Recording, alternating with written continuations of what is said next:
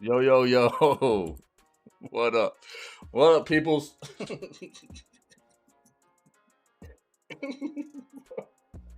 I'm flipping dying, dude. Oh, Jesus. You guys are maniacs. What's up?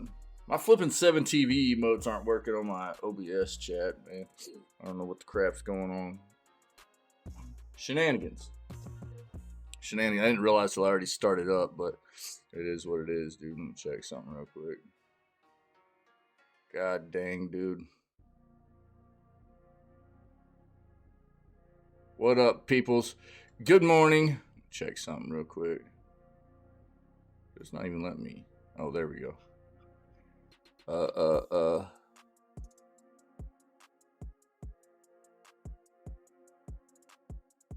See what that does. Put them back in there? Dude, I don't think so. I don't think so. Yeah, there they are. Okay, weird, dude. Yeah, they're there now. Cool. Let's go. Let's go. Good morning. Hope you guys are doing well, dude. I'm already flipping just dying laughing this morning. I don't know. It should be a good day. Be a good day. We're finally getting back in some video gaming news after about a week, dude, which is great. We've got some articles to cover already from our buddy Tim Wynn, dude. We've got I've basically got our dates set to cover the past couple of weeks, or not past couple of weeks, past week, since we've been gone for roughly the past week and haven't done the news. So we're gonna jump in here and take a look at that. And then we're gonna play Baldur's Gate 3 again today, man. So pick up where we left off with our buddy Pinky, man. It'll be a good day. So let's go ahead and do what we do, man. Let's dive in here and take a look at what we got going on in the world of video gaming news. That way we can stay current on what the industry is doing. And then we'll go play games. Cool? Let's get it.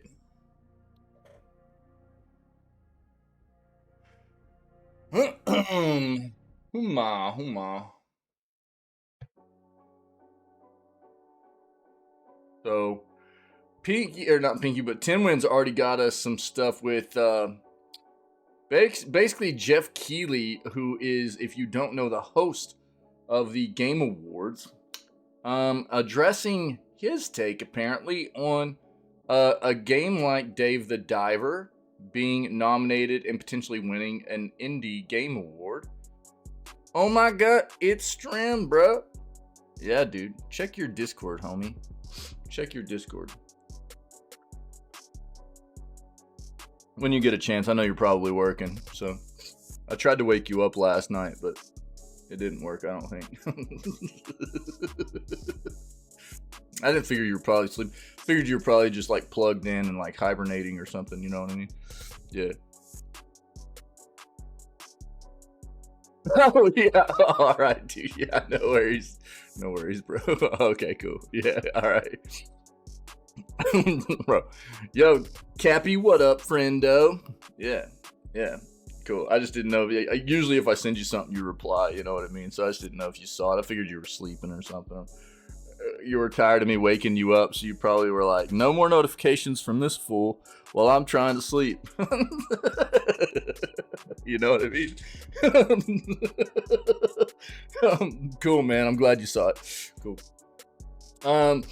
What up, Cappy? What up, everybody? So we've also got this technical error, quote unquote, for showing pop-up ads while people were playing Assassin's Creed here recently. I'm going to address that in full, and I'll give you my thoughts. Look, and shout out to Tim Wynn. Tim Wynn sent me those while I was away. I'm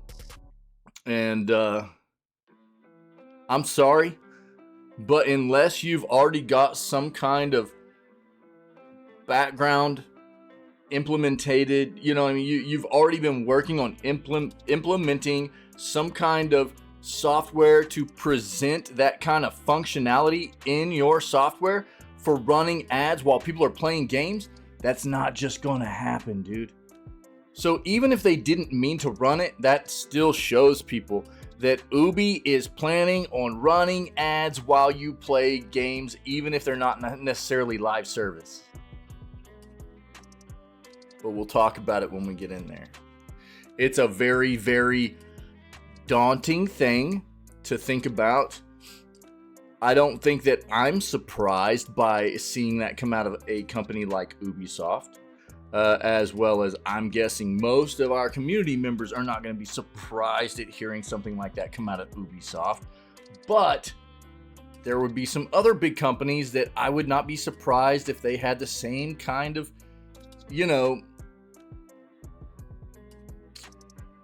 plugins or software implementations being worked on behind the scenes for their games as well, but we'll talk about it when we get in there.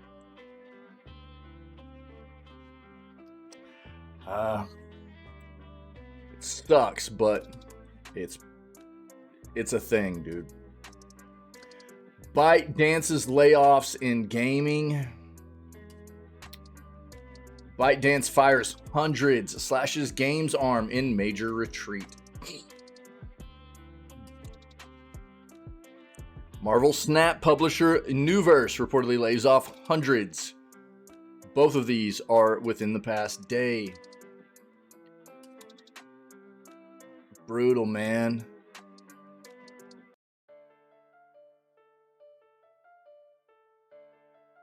Brutal. See if I can get anybody some deals and some Cyber Monday game deals for the Switch. We'll take a look at IGN, what IGN has there for us. All right.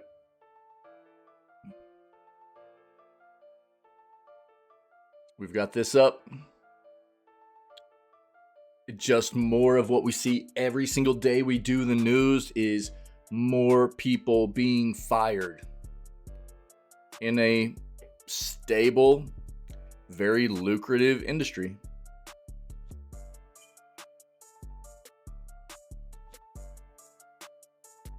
Pancakes? Uh-oh. Bad bread. I think all that means is that you get to, see fun things when you eat it. If it's bad enough. No, I'm kidding. Don't do that.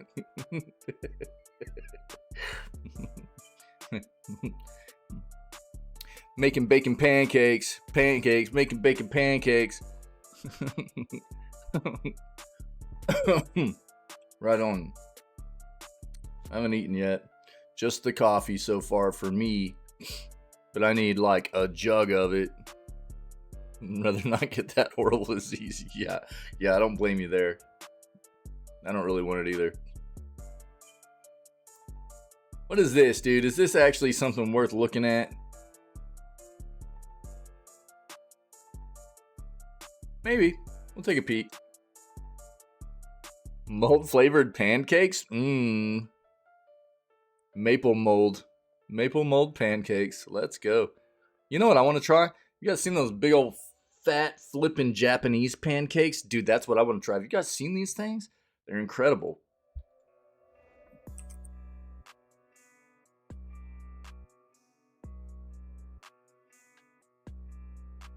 Look at these big fluffy things, dude. Holy crap. Look at these flipping things, dude. Incredible.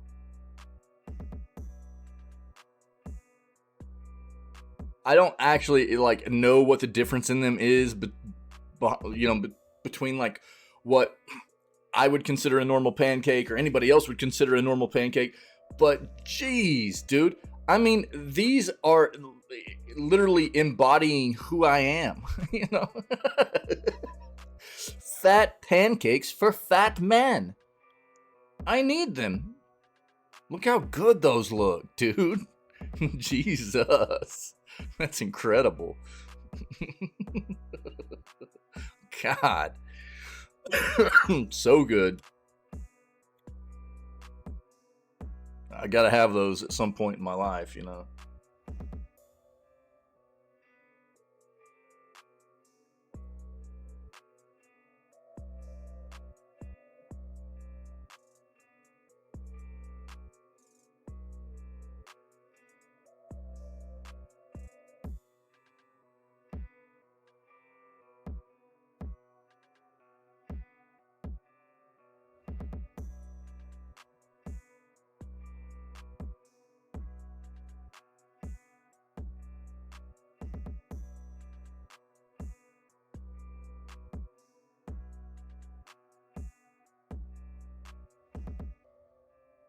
What is this?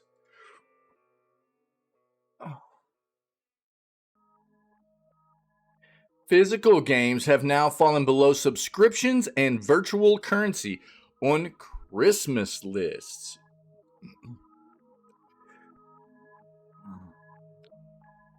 This is for children aged 10 to 17. This is an important thing for us to look at, actually. So I'm going to leave that up. You know, this shows a definite difference in, you know, what generation, you know, the younger generation is looking at and what they want, you know.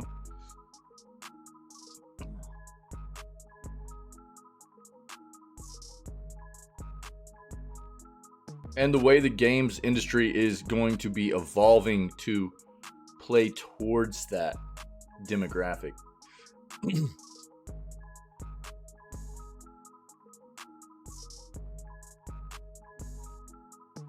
Dude, we jiving this morning, you know what I'm saying? Just straight jamming. I like it.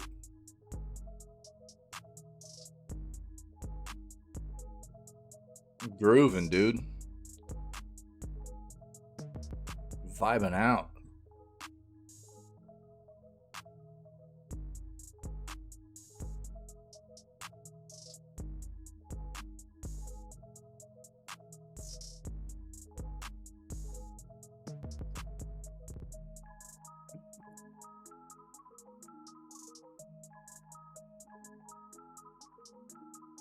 No, I don't, Cappy.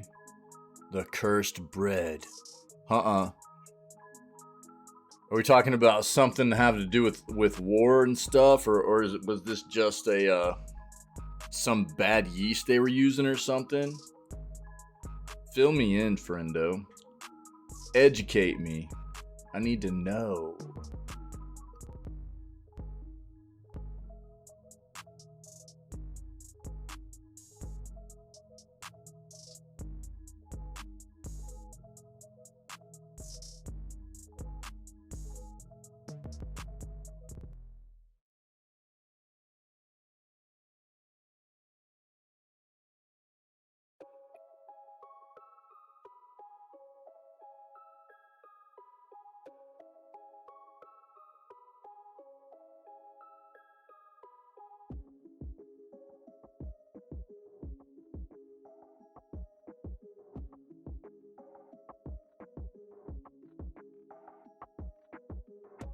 Like, look at this, dude.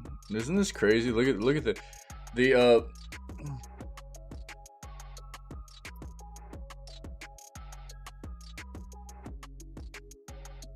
yeah. Oh.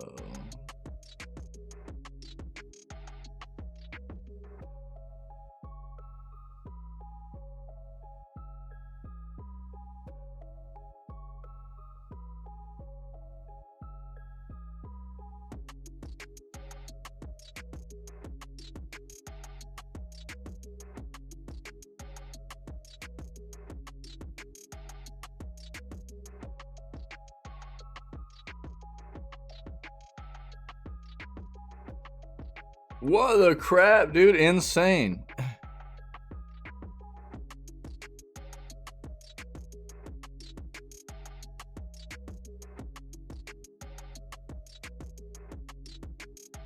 Wow, that's crazy, Cappy. Yeah, I didn't know about that at all. That's nuts. That is some curse bread. Holy crap. Talk about a bad trip, yo. God dang. That's the epitome of it.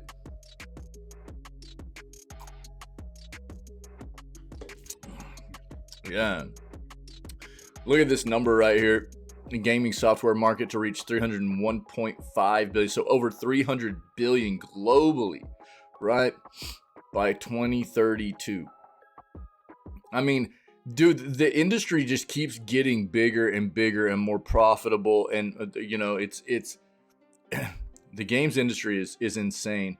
And yet we continue day after day, literally, to continue to read these articles about developers and publishers continuing to fire numerous mass quantities of employees, you know?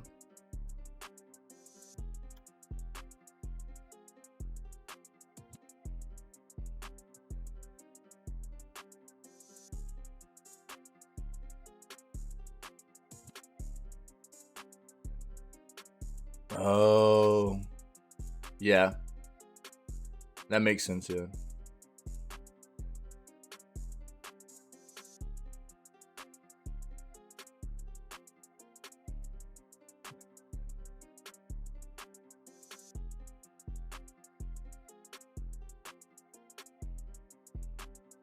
Interesting, yo. That's crazy. So they're basically all just tripping balls on like LSD bread. God dang. Yo, that's insane. Bro. God, that's nuts, dude. Yo, that's wild. That's crazy. The more you know. Thanks for the history lesson. Appreciate it. That's crazy.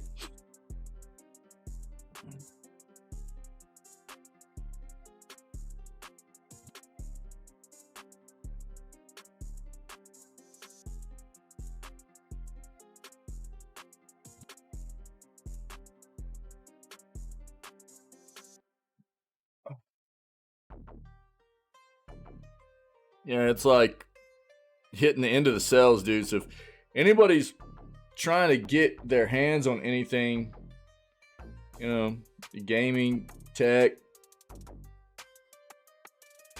Cyber Monday is like ramping down right now, man. Today's probably going to be the last day you can get any sales, more than likely.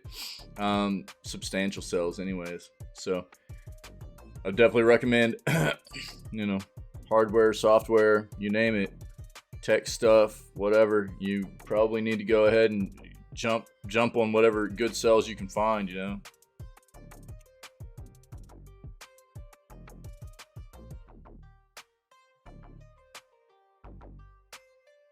Oh yeah, that makes sense, Cappy.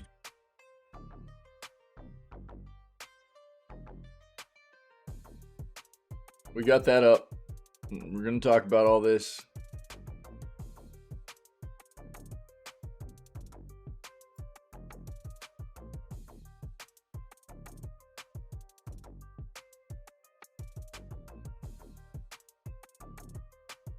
Iron Galaxy, is this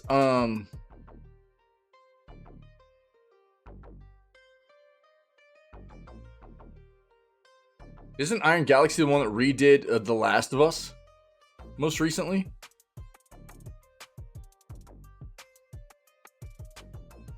Yo, 1 second, guys. Yo, Emily. Thank you, my friend. I appreciate it. Yeah, what's up?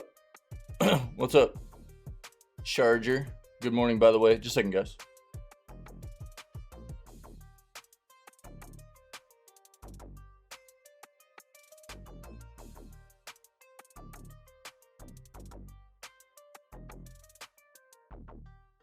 Sorry. Hit me with it. Wait, what? Can I see her replies? Whose replies? What are you talking about?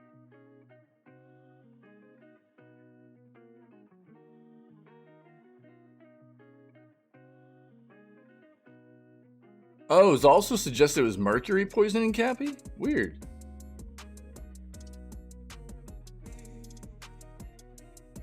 Oh, yeah. I don't see anything for... If you're talking about for... Are you talking about for Emily?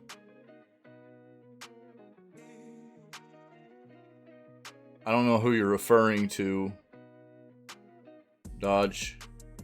Yeah, no. Yeah, I didn't know if that was...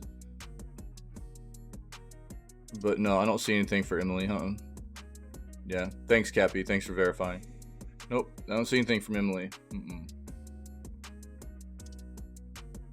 Yeah.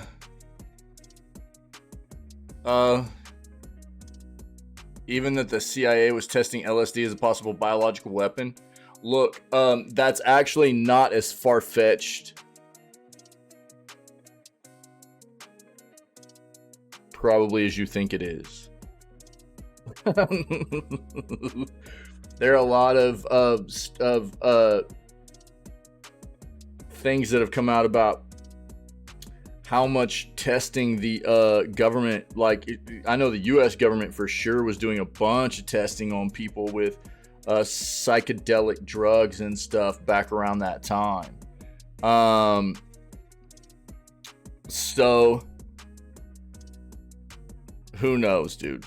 Look, man, governments are wild. And yeah, I know that, you know, they were, I know for a fact that, you know, or I don't know for a fact, you know, the things that I've heard and read and have been leaked out and stuff were that they were testing on like military members first and foremost. And they were, you know, testing on people like you were talking about, like convicts and you know, people that were willing to succumb, poor people, stuff like that. Right. But for them to just see what would happen if they were to expose a population of people to something like that, I wouldn't put it past the government at all. You know, just to see what would go down. You know, governments are wild like that, dude. They, you know, it's probably not as far-fetched as it initially sounds. I would just say that, yeah. Well, I mean, if you're talking about like the actual emotional damage, the actual CIA, like from the US, doing it in France, that part of it seems a little bit more like weird, you know. But you know, it could have actually been. Who knows, dude? Who knows? You know, I'm just saying, governments are weird like that.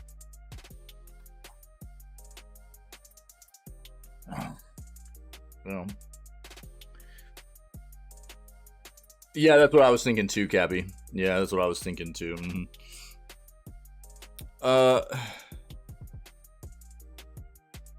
I mean, so Dodge, has Emily tried refreshing? I mean, is this a mobile app or is this the desktop? And is it so are we talking browser based or mobile application? I guess that's what we need to know.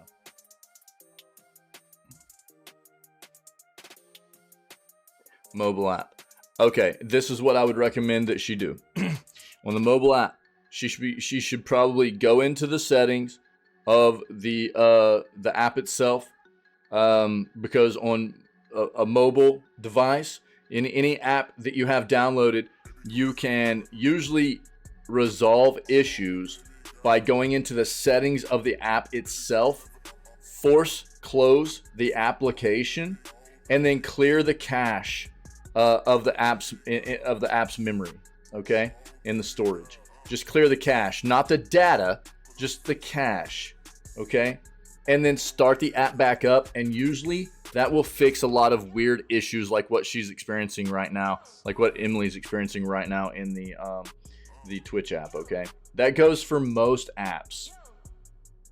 But if you'll just go into the app itself, look for a force shutdown button or option for that app, force shut it down, clear the cache, and then start it back up, it will probably resolve the issues you're having.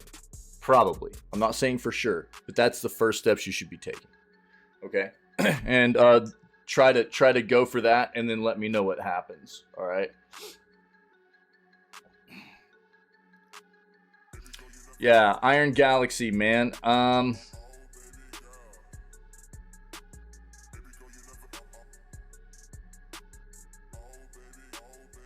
Aren't they the ones that did? I'm not tripping, am I?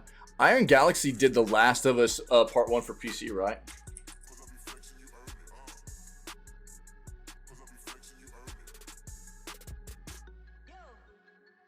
Yep. And it was trash. Trash. But we'll see what's up with them.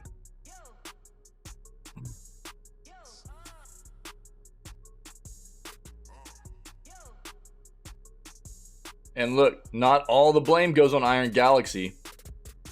Naughty Dog deserves a lot of the blame there too. Absolutely. And I'll tell you why. We've talked about it, but I'll address it again.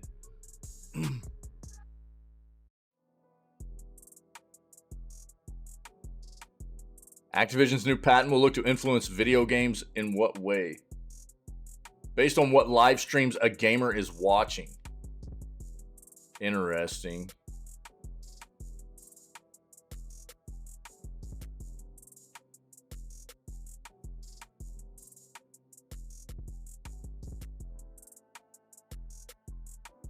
Oh yeah, Cappy, for sure. Well, look, man, I mean, governments have been fighting this war of who's really their ally for ever, right? And there's always the kind of negotiations of, well, if you give us this, we'll give you that, and da da da da da. And who knows what could have been going on back around those times of, I don't think it's not beyond my thinking that something could have gone down where it was like, yo, we need to test this stuff on some people, and we don't want to do it in our homeland, and we need to just test it on a small group of people, and if we gave you guys this, would you let us do this? And look, there have been more wild things that have come out that governments have done than that. You know what I mean? So I'm not saying that's what went down, but I also wouldn't be surprised at all.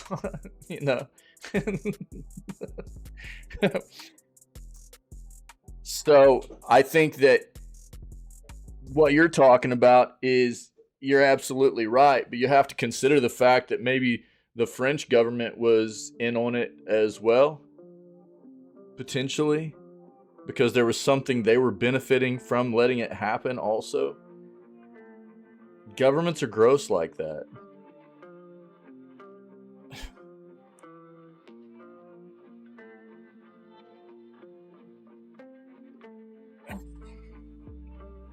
Quite often, anyways.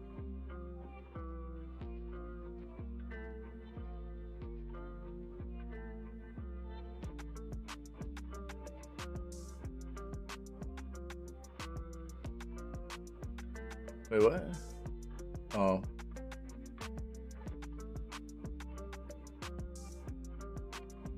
Wait, what? Class action claims NBA 2K gamers' virtual currency needlessly removed by video game operators.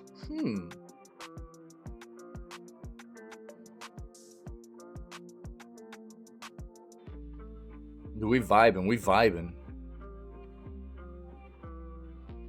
You guys getting down?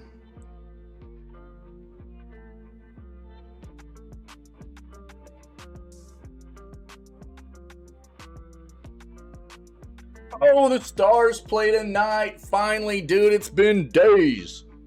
Oh, dude, let's go. I just realized what day it was.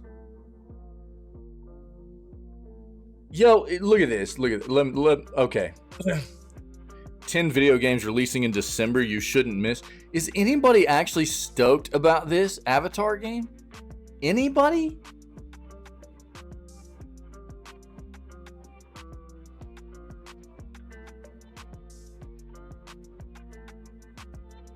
Dude, I think this is gonna be a hot mess. We'll take a look at this real quick. We'll end the But is anybody actually stoked about Avatar?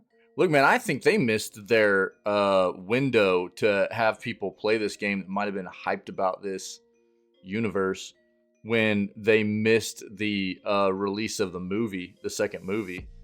I don't know that there are going to be a ton of people that are just like, ooh, Avatar. You know what I mean? I think they missed, dude. Honestly. Oh, and I really, coming from Ubi, I think this game is just going to be Far Cry with an Avatar skin on it. I could be wrong, but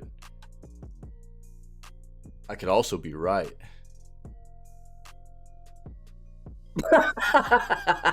Wait, you can't just game in the bath, bro? kind of life are you living?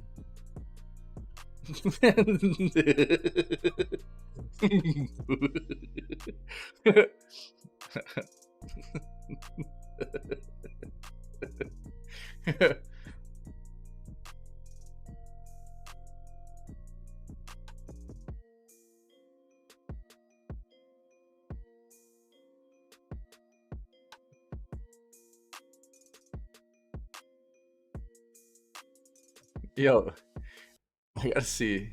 Let me see.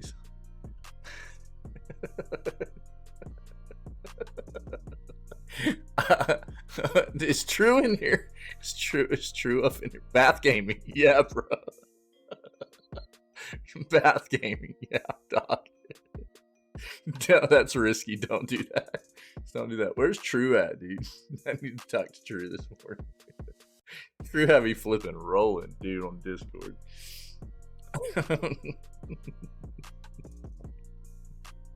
Incredible.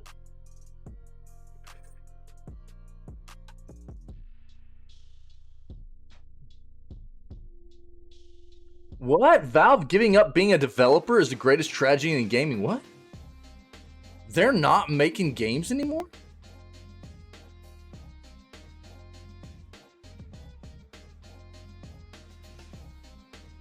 At all? Hold on. Yeah, that's big. That's big news. By the way, guys, speaking of this, today's the last day you can get your hands on like the big autumn sale stuff. It ends in about, what is this? 5 hours? About 5 hours, I think. 10 a.m. Pacific, right? So that's like noon our time here for the stream. That'd be 1 p.m. Eastern. Convert that to your time zone, whatever region you're in. But the Steam sale is winding down, the autumn sale, and there's a lot of games on sale, man. Yeah, also last day to vote for Steam Game Awards, correct? So there's a lot of stuff that you can get done right now on Steam. But if you're looking to get any of these games on sale, then you need to hop in here and get it done, because you've got literally like about five hours left right now on the dot, I think, before the sales are gone. The other thing we'll talk about real quick is Deliver Us Mars is free on Epic. I'm taking extended time to talk about Epic right now on the free side of things, because I promote free content all the time in the world that we live in, where price is such a huge obstacle for so many people, and where I want as many people as possible to get into this same world that I'm so passionate about, and so many of us here are passionate about and love so much, right? Of video games. It's you got to take advantage of where you can get your hands on very good deals or free content. And so I promote the places where you can get free games a lot, and Epic is one of those places, right? So like right now you can get Deliver Us Mars for free starting on the 30th, which is 2 days from now, in roughly about 50 hours, actually 51 hours. Deliver Us Mars will no longer be free, and Jitsu Squad and Mighty Fight Federation will be the next games that are free. Now, why I am taking a little bit of extra time right now to promote the Epic stuff and to try to get people to really take heed of my advice here is because an account on Epic is free. It only takes a few minutes of your time to set up an account. And even if you're not a PC gamer right now, if you're a gamer at all, there's a chance that in the future you might become a PC gamer, okay? And if you go ahead, make a free account on Epic, it can be on their desktop app, it can be on just visiting their website in a browser, whatever. It's easy. You just go there, you create your account, it's free. Then every week you log in here and you get free games, 1 to 2 free games every week. Before you know it, you're going to have a very extensive list of notable to actual banger games they give away on this platform that you'll be able to dive into and play if you do become a PC gamer, okay? And for the people that are already PC gaming, this is a no-brainer, right? But in less than a month from now, every year, Epic, during the holiday season, there's about a week and a half to a 2-week period where they give away a free game every single day, every 24 hours for about a week and a half to a 2-week period. Now, you have to log in every single day to get those games because they're only available for a 24-hour period, but they give away a lot of really good games during that period. So that's why I'm taking more time right now to try and advise people. You should be making an account right now if you haven't already, and you should be getting ready to log in every day during this event that's coming up so you can get a bunch of really good free games because it's coming quick, okay? So get your account made, start grabbing your free games now, and get ready for this event that's about to pop off where you can get in here and get a lot of really good free games for your account, okay? What are you guys talking about? What is this?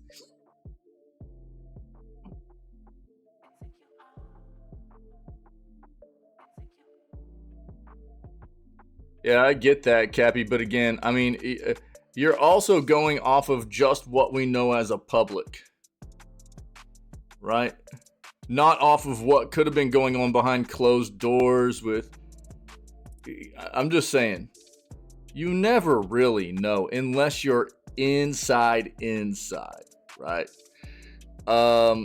So I'm just saying, governments are weird like that.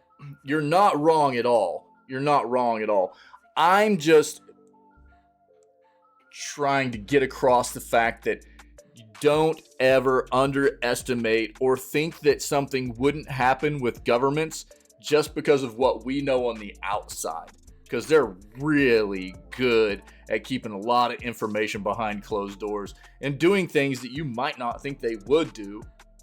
You know what I'm saying? So I try to not ever be surprised by the crap that I see governments do. You know what I mean? And it's just one of those things that maybe it was a play to try and, you know what I mean? It's just like the whole NASA thing, you know? You guys know that, like, basically NASA here in the US was completely built upon us taking Nazi war criminals from the war and bringing them over here and starting NASA. Like, that's all information that has been legit flipping verified and released and people know now. That's insane. They took a bunch of like Nazi German war criminals and nobody knew it for forever. They gave them new identities, acted like they were dead, brought them over here and started NASA with them. Governments are nuts. Step it up. Step it up. You know what I mean? It's crazy, man.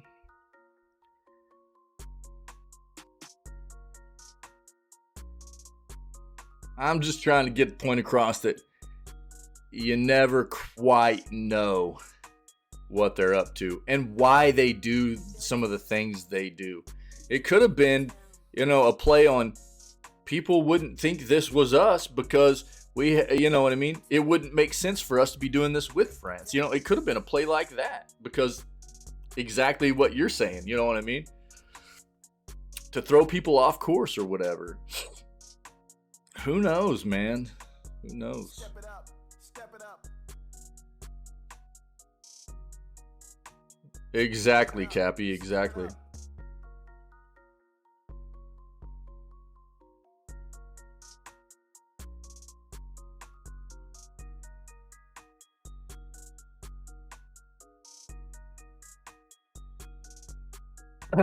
I've said this before, and I'll say it again.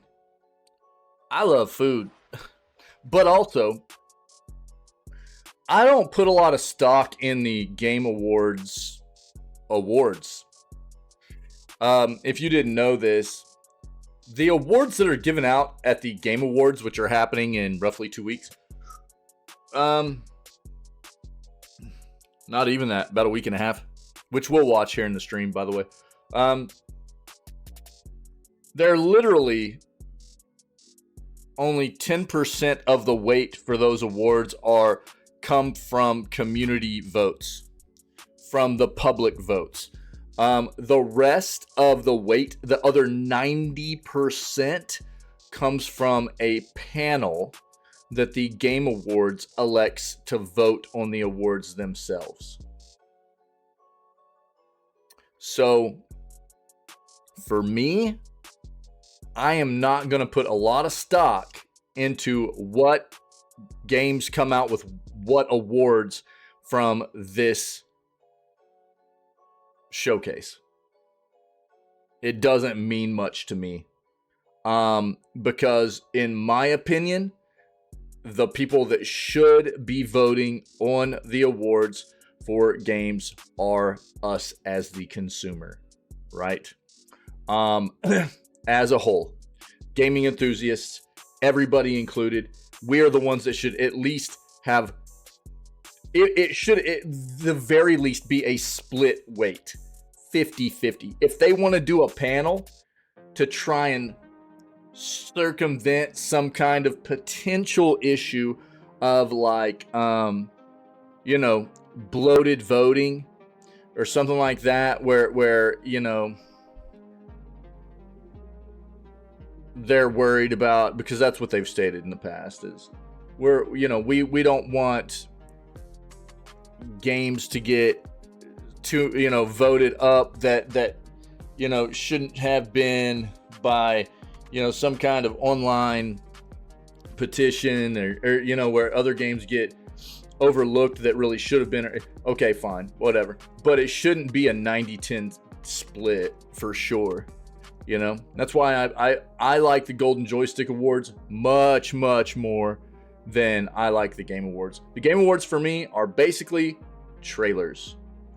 I don't give a crap about the awards they give out because they don't mean much to me.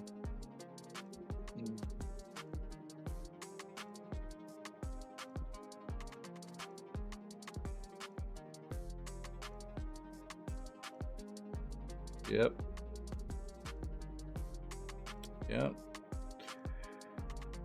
Yeah, you're right, Cappy. Mm-hmm.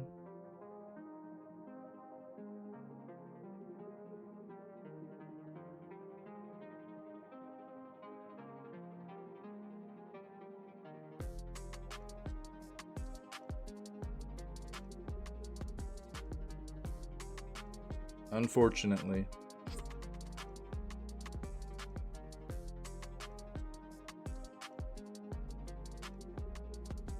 Yeah, we've got this up. We're talking about this morning. Yep.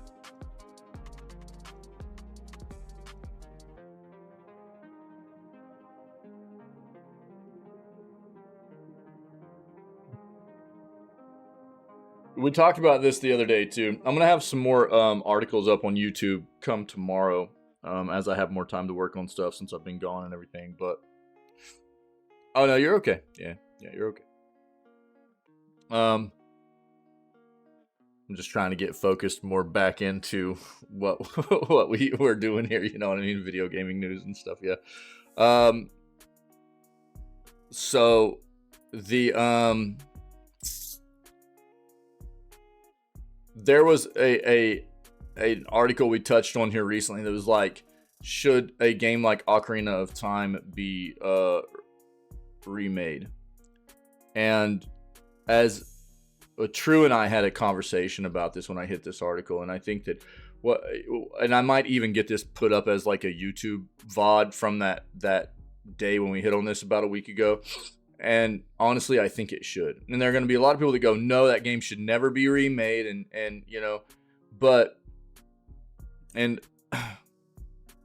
it's one of those tough things to kind of navigate between what an amazing game and industry defining game it was and has been forever. And there are a lot of people that grew up with that game that will go, I don't think it should be touched. But I think what people have to understand is that a game like that, and that's not what they're talking about right here, but I just wanted to bring it up real quick. A game like that probably won't be touched in its original state by a lot of the younger generation of gamers, right?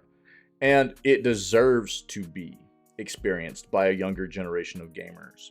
So if it was to be remade and the main core of that game that made it so special is still held true in the remake, you know, that's the thing that's critical there, obviously, is holding that. It'd obviously be modernized in many forms and fashions, but if the core of what made that game so special is still true and held, you know, in there, then being able to expose so many people to what that game is and was, that never may have ever played it otherwise, is a win, in my opinion.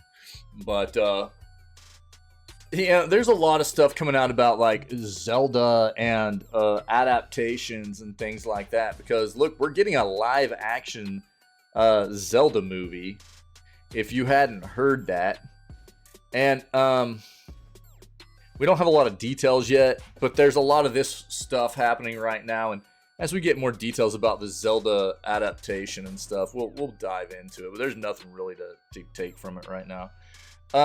Yeah, Cappy, I talked about that. Yeah, the Epic event will be happening around the holiday season next month, where every 24 hours for about a week and a half to a 2-week period, they'll give away a free game. Yeah.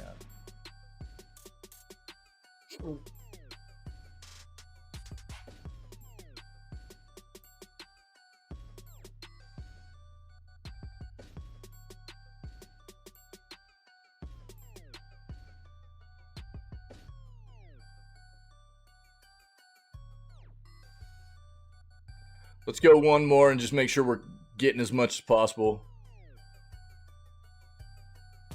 Well, that's why, I mean, we've talked about it a lot. If you're going to do something, especially if it's going to be something on the front of remaking an iconic, industry-defining type of game, it needs to be done right. And it's a tightrope walk, right, of trying to really capture everything that made the game great in the first place while still modernizing it. And it's a very tough thing for developers to do, right? We've seen it be done poorly. We've seen it be done very well as also, yeah. But it's a tough thing for developers to address appropriately, and that's why I was trying to stress that in that talk right there. I think that, you know, it could be a great thing as long as it's done right, but it has to be done right, you know. Which I think is why, like, for instance, the Knights of the Old Republic remake is being shut down right now and basically just sitting there floating, doing nothing between Embracer and Sony, because after they saw what Aspyr was doing with the game, they were like, this is terrible. And they fired a bunch of people, and then they didn't know what to do with it, you know? And so they've just let it sit there. And everybody's going, what's happening with the remake? What's happening? Because people got hyped. Knights of the Old Republic's one of the, you know, a lot of people consider it one of the greatest RPGs ever made and the greatest Star Wars game ever made. And so that's a lot of responsibility for a developer to take on. They know that if they don't do it right, they're going to get obliterated.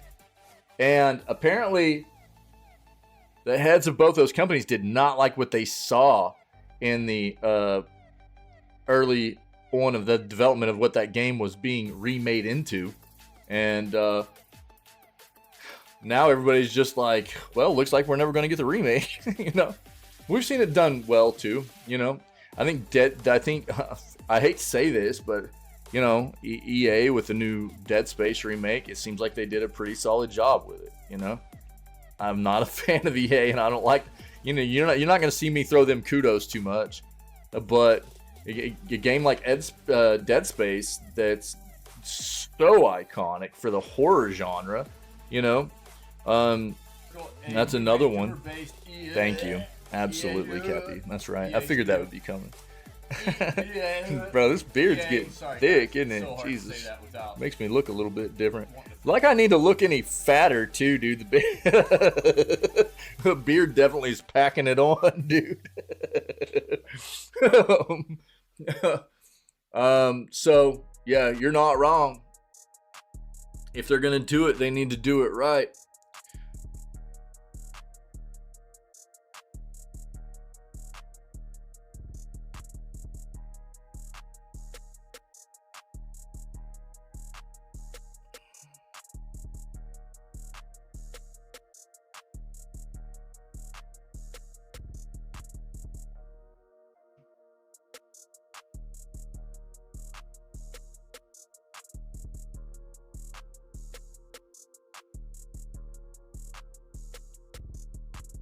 Star Wars Black Friday sale makes 14 games only $1.36.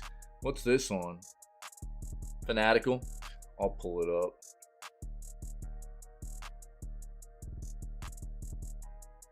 Oh.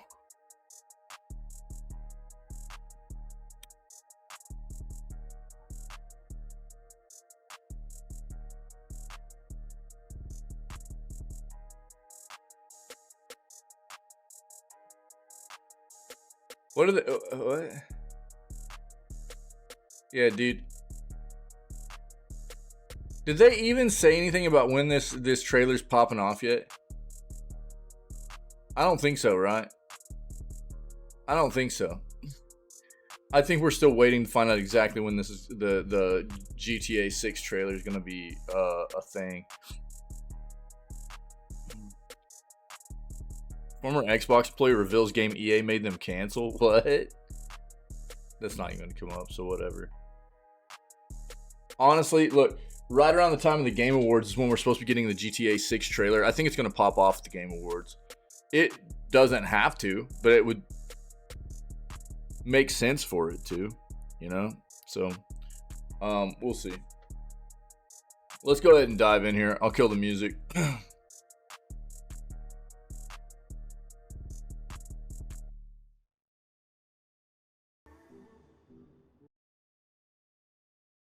Who will?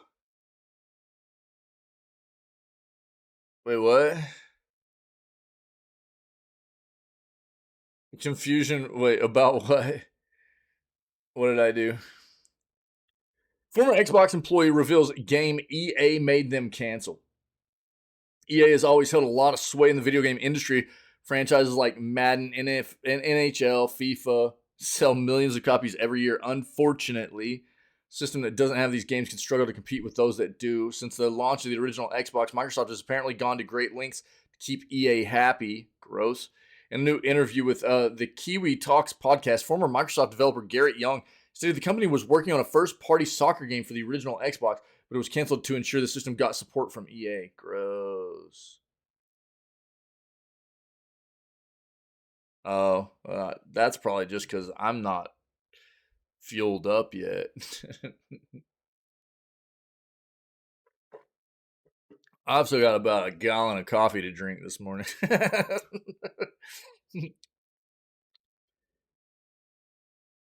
Microsoft does what Sega don't. That's some good Englishing right there.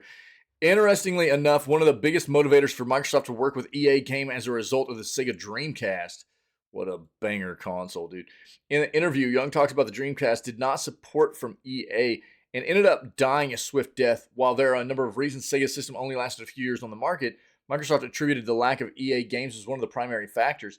Microsoft signed a contract with EA to ensure the Xbox saw strong support from the publisher, but Young states that one of the stipulations was no first-party soccer game.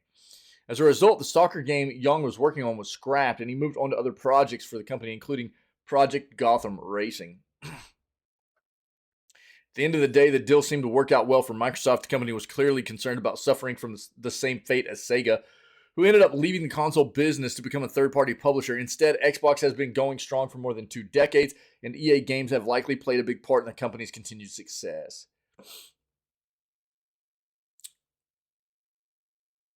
EA Sports Competition. We talk about this all the time.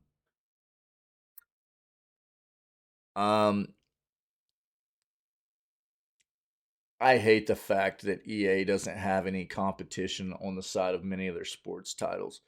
It's gross. Competition is needed and competition is good. It elevates companies' need to improve the quality of their products because they have competitors that basically make them it makes them need to continue to improve the quality of their product to try to be better than their competitor. That way they bring in more consumers, right? And without that competition, as we've seen with EA forever now, all they do is wipe that year off the box, slap the next year on there, change out some of the players that have like retired, new players that have come in, make sure that they've got good stuff happening for their ultimate team crap that they make all their flipping money off of for their gamba stuff, their flipping loot boxes and push it back out. They don't really give a crap about improving the gameplay, improving what's the development of the game or anything like that, because they don't need to. They don't have competition. It's gross, dude. It's so terrible to watch. As somebody who used to play these games, and some of them religiously, dude, year on end. NHL, Madden, dude, I used to play a lot of that stuff back when I was younger, and I watched them just degrade into the disgustingness of what EA is, and I was like, I can't do this anymore. Games like NHL and Madden had competition in the form of Blitz and NHL 2K series. Unfortunately, there has been far less competition in more recent years, particularly since EA has the exclusive rights to produce games based on the NFL. Many sports fans have argued that the lack of true competitors has led to inferior products from EA each year. Since EA's developers don't have to worry about any other publishers releasing NFL or NHL games, there isn't any incentive to release games that show significant improvement from year to year, as I just stated. In comicbook.com's review for Madden 24, writer Ricky French awarded the game a score of 2 out of 5, stating that as the only football game on the market, it is serviceable. It's literally the only reason people buy it. There's no other NFL sim game out there, so people buy it. But it's crap. It's total balls.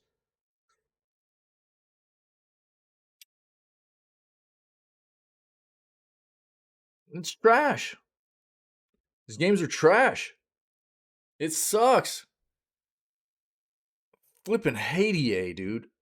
So disgusting.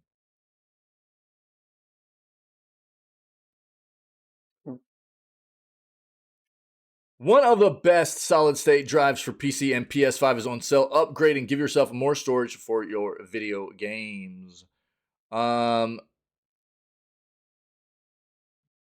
Say big on a huge storage upgrade.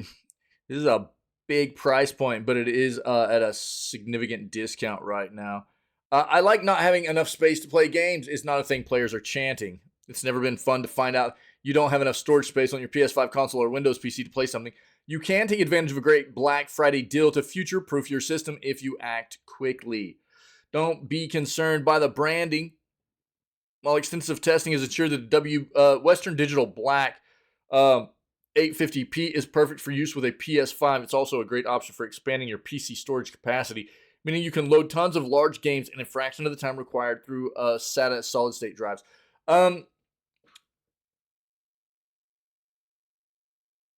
I know back in the hard disk drive days, way back in the dinosaur PC days and stuff, I'm just kidding. A lot of people still use HDDs.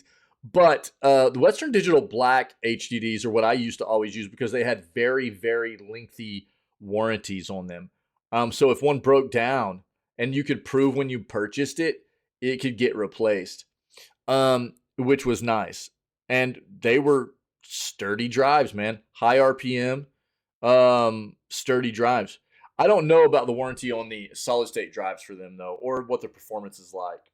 So I don't really know what the quality is like for them nowadays. But this is a 4 terabyte drive at a $300 price point, which is a significant amount of storage. It is, like it says right here, perfect for someone that needs high-speed NVMe solid-state drive storage in their PS5 or PC. But it is an M.2 M key slot solid-state drive that you. So it's you know, obviously, if you don't have a slot for that, you're not going to be able to use this, right? So you need to be careful here. They've got some other deals on stuff down here too. You can look at it. Okay.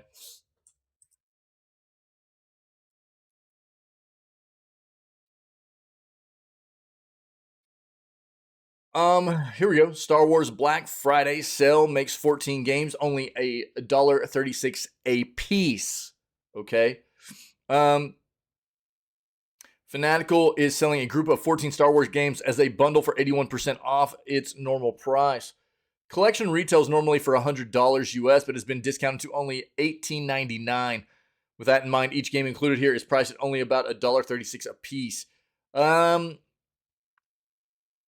So it's got Jedi Outcast 2, Dark Forces 2, Jedi Academy, Mysteries of the Sith, Republic Commando, Starfighter, the Clone Wars Republic Heroes, Force Unleashed Ultimate Edition, Force Unleashed 2, Dark Forces, Knights of the Old Republic, Knights of the Old Republic 2, The Sith Lords, Empire at War, the Gold Pack, and Battlefront 2. All of these are PC games with Steam keys, okay?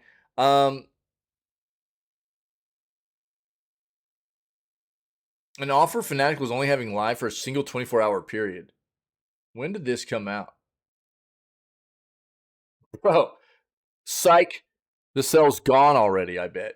Let me pull up Fanatical real quick and ensure this. But that kind of sucks.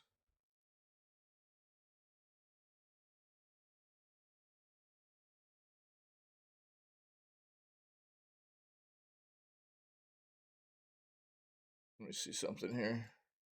Why did that happen?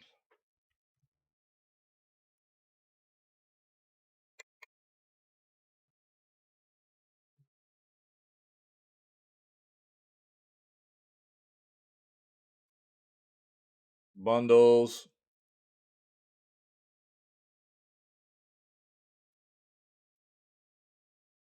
Star Wars collection. It's still there, dude. It's still there.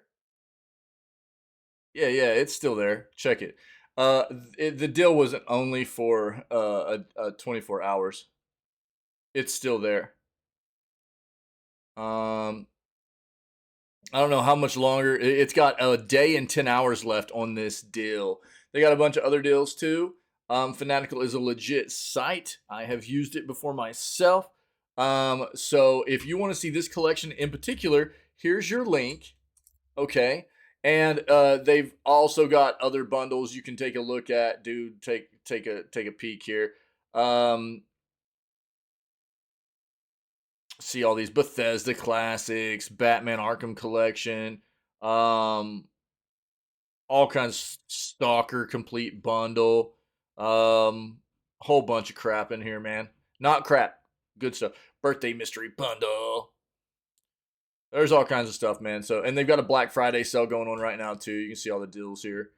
So I don't know if you're interested, go take a look. I think you can get both Steam keys and Epic keys here. It might just be Steam keys on this one. I can't remember, but take a look. Not a bad deal for some good Star Wars games there if you're interested and don't have them yet.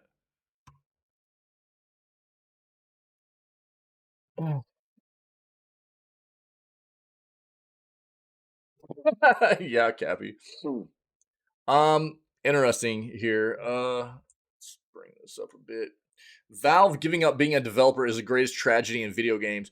Valve has traditionally been very good at software and very good at hardware development. They've always had a real good, eye on trying to ensure that whenever they develop something, whether it be software or hardware realm, there's quality is at the forefront of what they're trying to bring to the table for their products, and it's great to see that. So it sucks to kind of hear this, man. They definitely haven't been nearly as involved in their software development over the past decade as they were previously. But we have seen recently where they took, Counter Strike, like CS:GO, and turned it into, Counter Strike 2, but I mean, does this mean that they're just saying they're completely done? Valve giving up being a developer? Um, A reader is upset that Gabe Newell's recent comments about game development underline how long it is since he's made anything new. There are many mysteries in the video games industry, from what the secret of Monkey Island is to why Sony released the PlayStation VR 2, then instantly abandoned it. For me, though, the thing I ponder the most is what do Valve do all day? Okay. Not the people that run Steam, but the ones that used to make video games but no longer do. It's 12 years since Portal 2, the last normal game Valve developed that wasn't a VR tech demo or a multiplayer only game. I imagine there are many younger games that don't even realize Valve are or were a games developer. Yeah, believe it or not, but at one time they were one of the most revered studios in the world. Now they're not even part of the conversation. Gabe Newell used to be a creative and important and influential person in the games industry. Now he's just a retail executive. I assume he's happy in what he's doing because he got so much money he can do whatever he wants. But I don't understand how he can be fulfilled knowing he used to make groundbreaking, important video games. I say this because the recent Half-Life 25th anniversary video had some interesting comments from him that made the news. He uttered a vision of the famous a delayed game is eventually good, but a rush game is forever bad quote that I now understand was never said by Shigeru Miyamoto. I like the fact that Gabe said something similar because for me, he's just as talented and influential as Miyamoto. The only difference is that Miyamoto didn't just give up after a handful of games. It's his Half-Life. He can do whatever he wants. But what struck me is his other quote from that video where he argued against video games being too realistic. Somebody would say that that's not realistic, and you're like, okay, what does that have? Explain to me why that's interesting. Because in the real world, I have to write up lists of stuff I have to go to the grocery store to buy. I have never thought to myself that realism is fun. I go play games to have fun. I can understand that to an extent too, because it's wild to me. There are games like, gas station simulator where people like work as a gas station attendant and stuff. I'm like, dude, that doesn't appeal to me at all. Or like lawn mowing simulators. Like, bro, I've mowed plenty of lawns. I don't need to simulate it. I know not everybody's done that though, so I understand, but I can understand the sentiment to an extent because there's a lot of things that have become video games like software where for me, it's like, dog, I don't care ever. Like farming simulator, bro. I grew up in a farming community. I was waking up whenever I was like in the summers, 12 and 13 years old. I was already working. When school was out, I was up before the sun was up to go work in the fields and stuff. I don't need a farming simulator. I've lived it, dude. I know, but I know that not everybody has lived that life, and sometimes, that's something that can be fun for them to do. I get that, so I understand the other side of it as well. For me, that's an amazing quote and exactly how I think about video games, and I think the sentiment is not appreciated enough by other developers. We have too many simulations and not enough games, and yet I don't think anyone would think of Half-Life or Portal as being particularly wacky or silly. Being unrealistic doesn't mean you have to be like a cartoon. It just means you put gameplay first, and Gabe obviously understands this. So why doesn't he want to put any of this into practice anymore? Why is he more interested in making the Steam Deck 2 than Half-Life 3? I have no idea, but it saddens me. Look, I'm going to address this. I have no idea what Valve's VR games are like because I can't afford a headset, but I hear they're very good. What's the point if so few people ever get to play them? This is a very subjective take here, and I'm going to address this paragraph here. Shut up. I don't need your flipping pop-ups, butthole. Why is someone so obviously talented and heavily invested in the games industry so disinterested in contributing to it creatively? Again, I have no idea. I'm going to talk about all this. Yeah, dude. Yeah. Yeah. Can't wait for episode 1. Yeah, bro. Even by the time Portal 2, Valve was really starting to slow down. Yeah. Like I said, about the past decade's really been pretty bleak for Valve, right?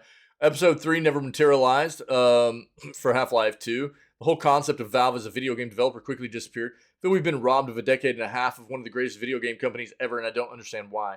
Maybe one day there will be a proper Half-Life 3. That is actual normal single-player game you don't have to buy new hardware for. Maybe there won't be.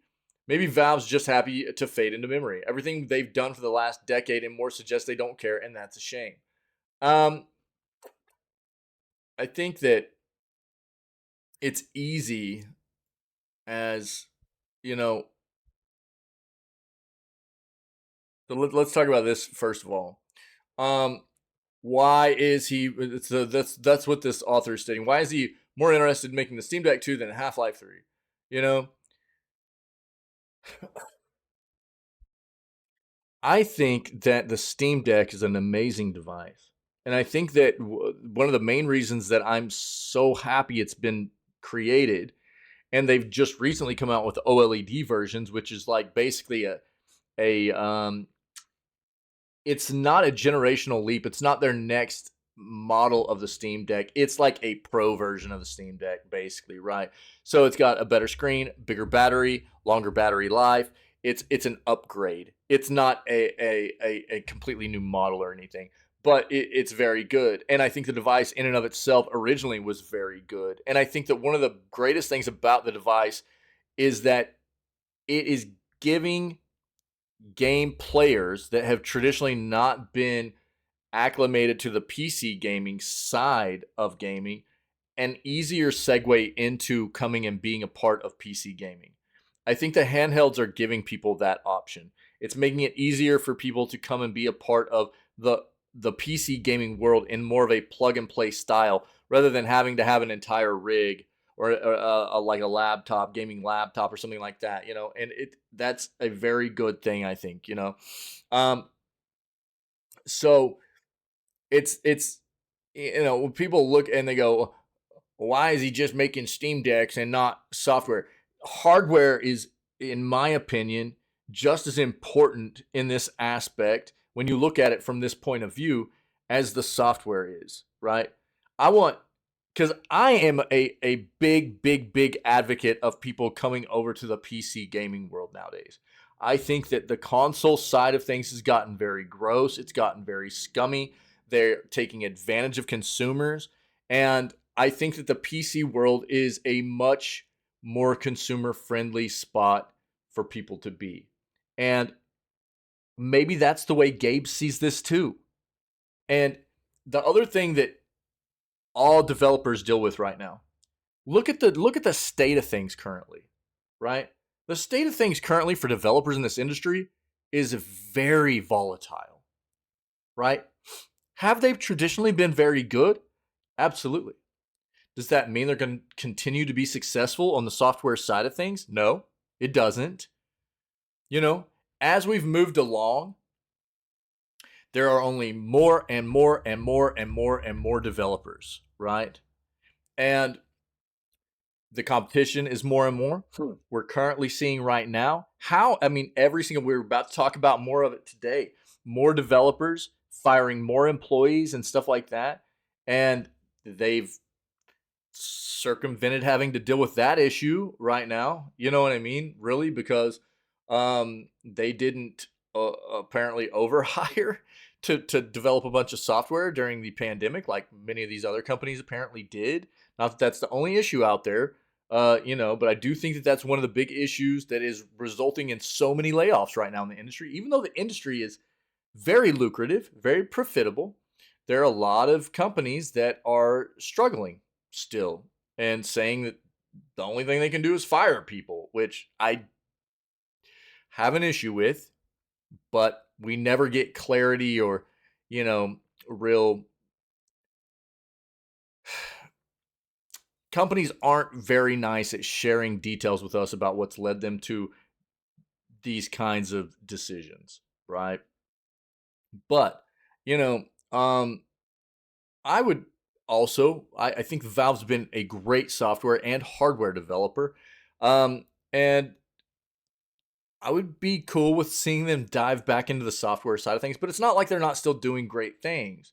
It's not like them focusing on hardware isn't still benefiting the gaming industry. You know what I mean?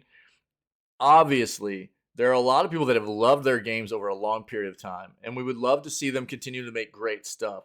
They absolutely have made bangers for a long time, you know, and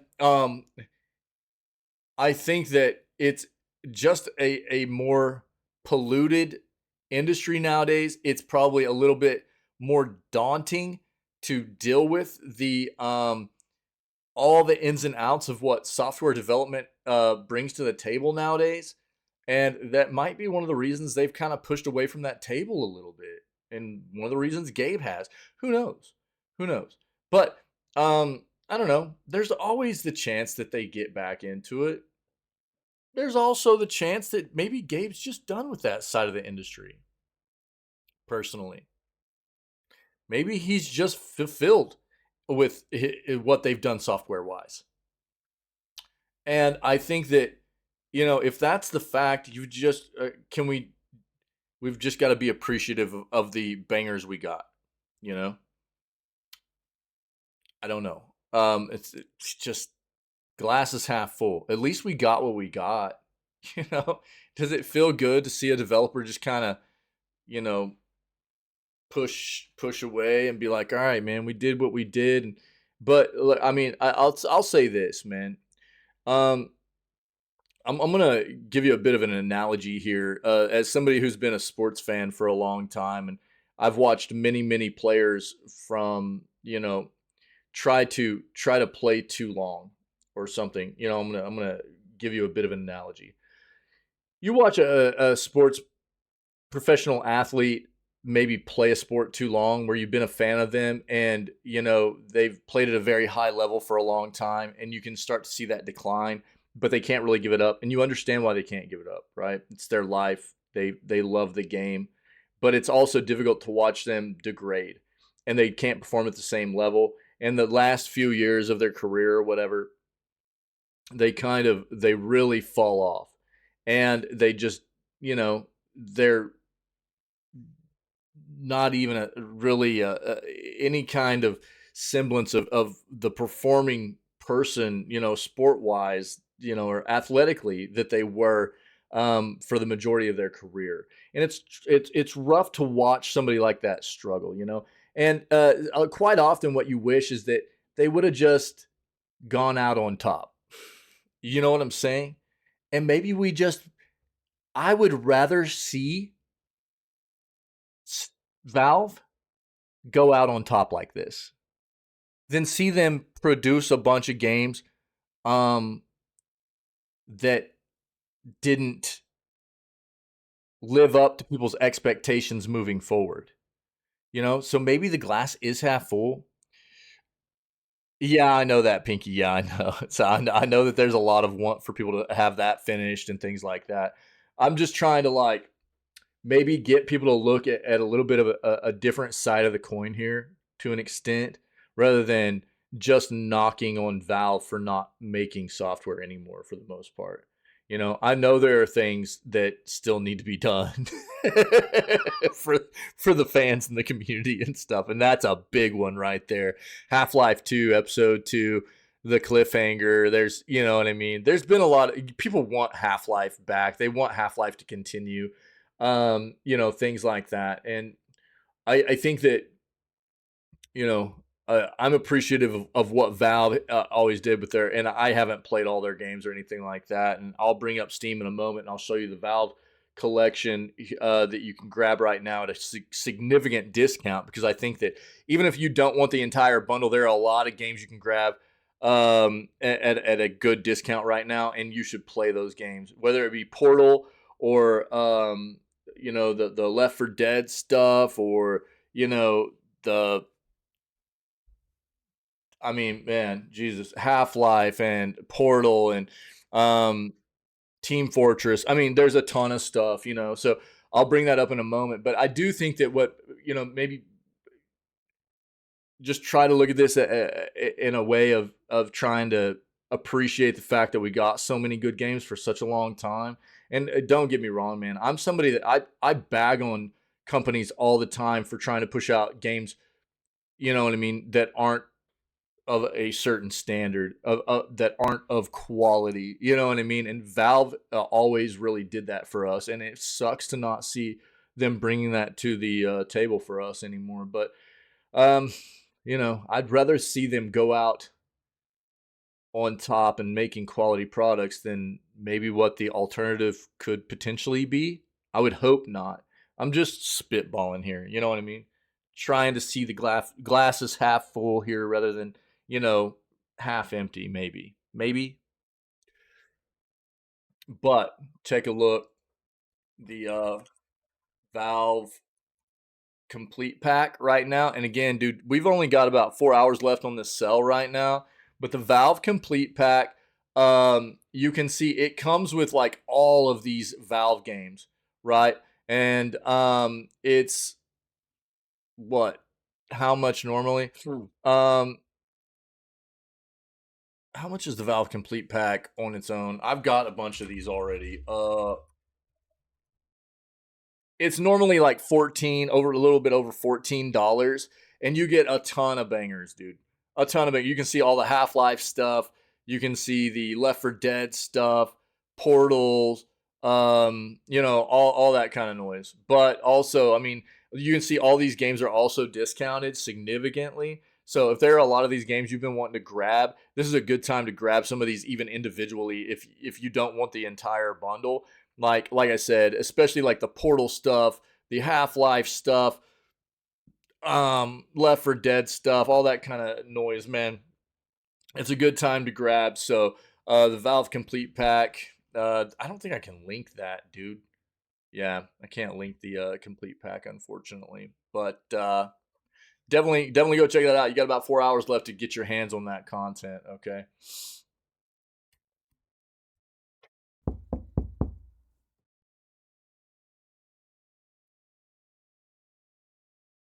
Hello? Hola. What up, broski? How's it going, Reject? How you doing, buddy? Happy Tuesday. I need more coffee. Hello?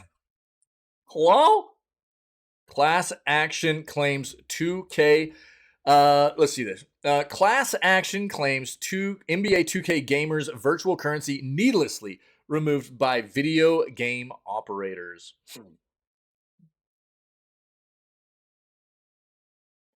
Class action alleges video game publisher 2K Games Inc. and Take-Two Interactive Software needlessly wipe out the virtual currency stored in gamers' accounts when retiring an old version of a game. A proposed class action alleges what we just read. 14-page lawsuit says that after bombarding users, particularly children, with manipulative marketing intended to entice them to buy VC with real money, virtual currency with real money, companies eliminate gamers' access to any remaining funds in their game wallets when terminating an older game. The suit claims that by doing so, the defendants hope to push gamers to purchase more VC in the new version of the game. They're going to get wrecked with this. If they don't, they should. Flipping pinky, dude. Unacceptable! You're not wrong, bro. Yeah. Following those trends, dude. Yeah. You'll win NFTs. That's what you extract. You extract NFTs. Yeah, bro. Oh, Jesus.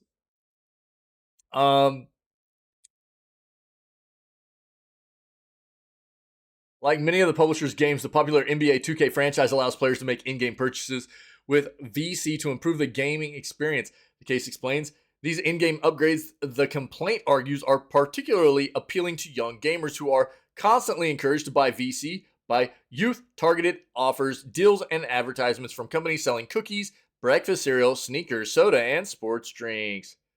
As the filing tells it, when 2K Games introduces a new version of a game, it retires the older one by disabling the servers that host the game's live online platform. Though consumers who own an older version of the game can continue playing, they can no longer access its online environment and features the lawsuit shares. In addition, any remaining VC stored in a player's in-game wallet is removed when the game is terminated, the suit says. According to the case, the moment the game server is disabled, consumers' accounts instantly plummet to a zero VC balance without the option to transfer the funds to the new version or other games offered by the company. Yo, they're going to get wrecked on this. Gamers are given no warning when they purchase the in-game currency that it can be destroyed at 2K Games' whim, the complaint contends. Their only option is to swallow their losses, and if they wish to continue to use 2K Games' pay-to-play features, re-up new funds in an active version of the game. Filing claims that gamers may have lost hundreds or even thousands of dollars worth of VC when their accounts were emptied by 2K Games, which apparently retires older games far more frequently than other video game publishers. There is no justification for wiping out gamers' VC, the lawsuit argues. For years, other gaming franchises such as Call of Duty have carried over the equivalent of VC into newer editions of the game, allowing users of newer versions to use in-game currency collected in older versions. The case contests there is no legitimate reason, technological, business-related, or otherwise, for erasing gamers' stored virtual currency, nor having the defendants offered an explanation for the practice, the filing says. As such, it's greed. That's exactly why. As such, the complaint charges that the company's conduct is simply unfair, illegal, and greedy. The lawsuit looks to represent anyone whose in-game currency was removed from a 2K Games account since November 17th of 2019. There's a link down here. Get a class action lawsuit news into your inbox. Sign up for their free newsletter. There's probably some links in here to be able to find out more about how you can get in on this class action. Gotta love it, dude. Yo, 2K is another one of those companies that can just get wrecked, bro. They're pretty disgusting. Activision's new patent. Yo, just a second. 1 second. Let me see something.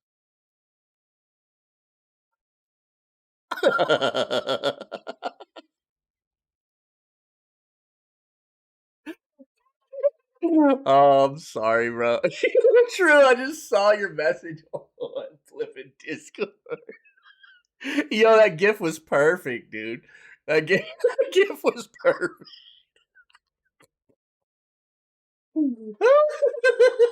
Dude, I was dying this morning. I was flipping dying. Dude, as the stream was starting up, I was reading your response, and I was crying, dude. I was flipping dying. I was like, oh no. Oh my god, dude. I was like, I was trying to find a GIF to like respond to your message with, and everyone was just perfect. It was like everyone was just making me cry, dude. I was like, oh, this is too funny, dude. Oh my god, dude. Yo, and your GIF response GIF was perfect. How great, dude. Good morning, True. How are you? That's so funny.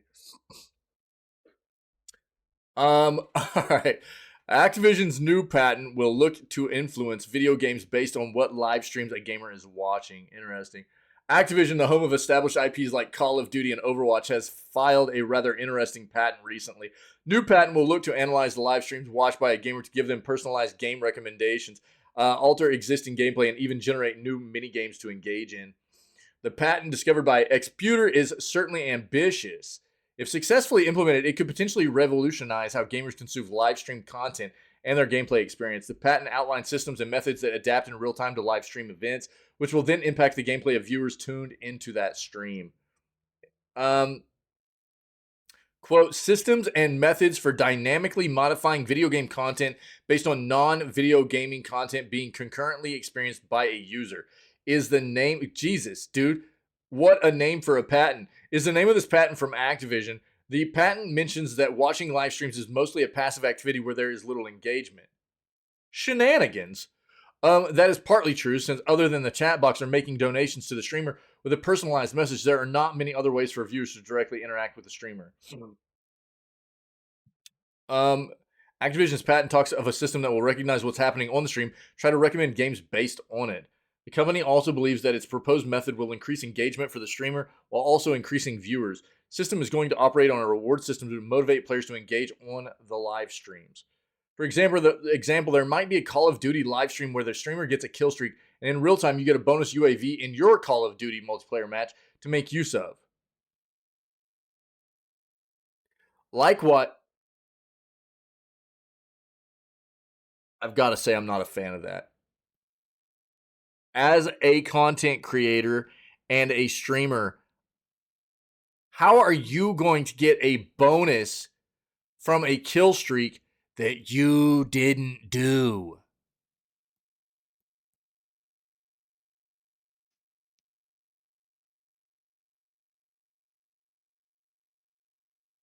Likewise, a streamer playing with the same hero that you are playing with in your own game can lead to an instance where you get a bonus buff or an ability that the streamer gets during the live stream. Jesus Christ. Why don't you just let everybody use cheats, I guess? You know,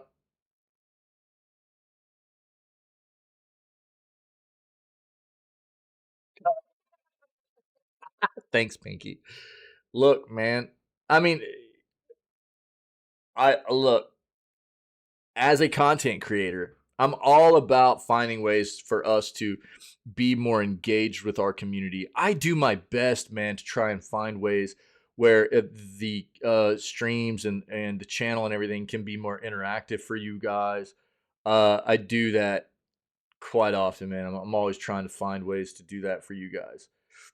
I'm also somebody that's all about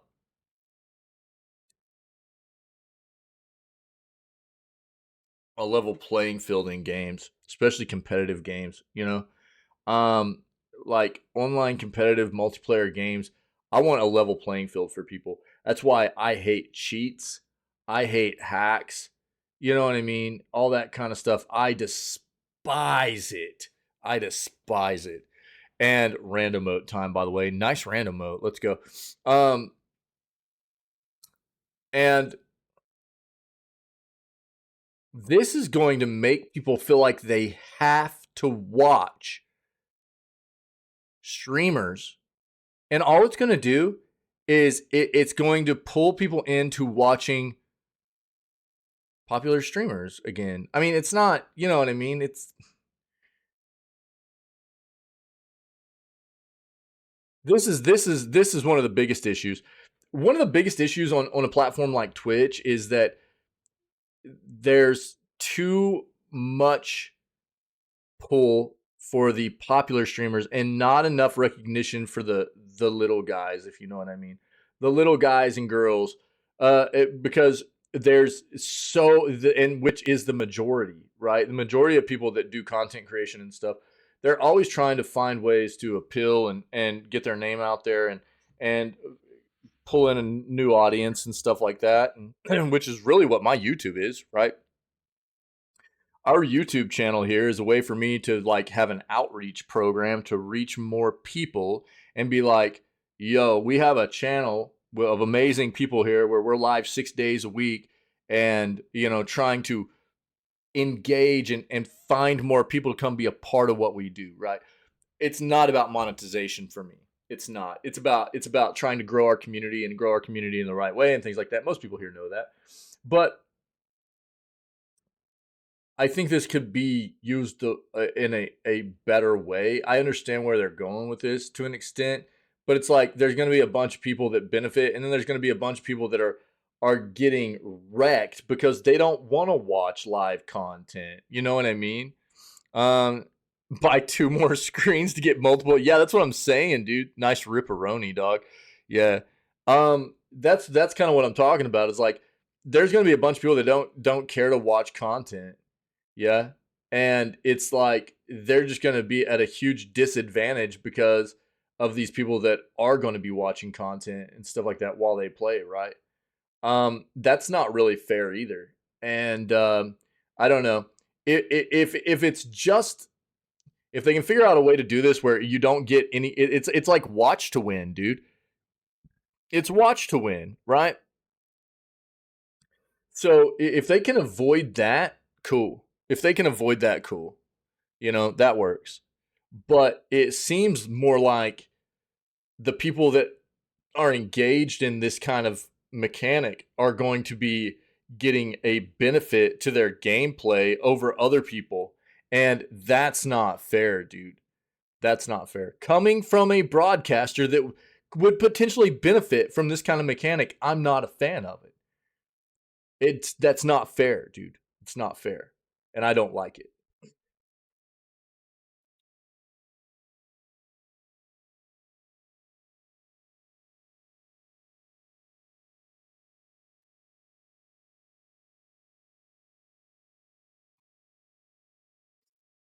Get my random mode in here, I guess. Nice. True Dot seems good. We gotta get that Komodo hype, dude. Come on, guys. Get your random mode in here. What is that crap, dude? K-Kona? Come on. In a brutal year for game developers, how one studio made it through. How? I'm gonna blast this studio. 1 second.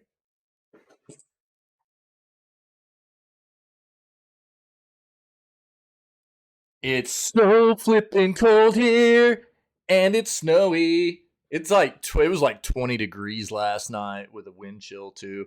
It was really cold. We had to go out and do something last night out in town.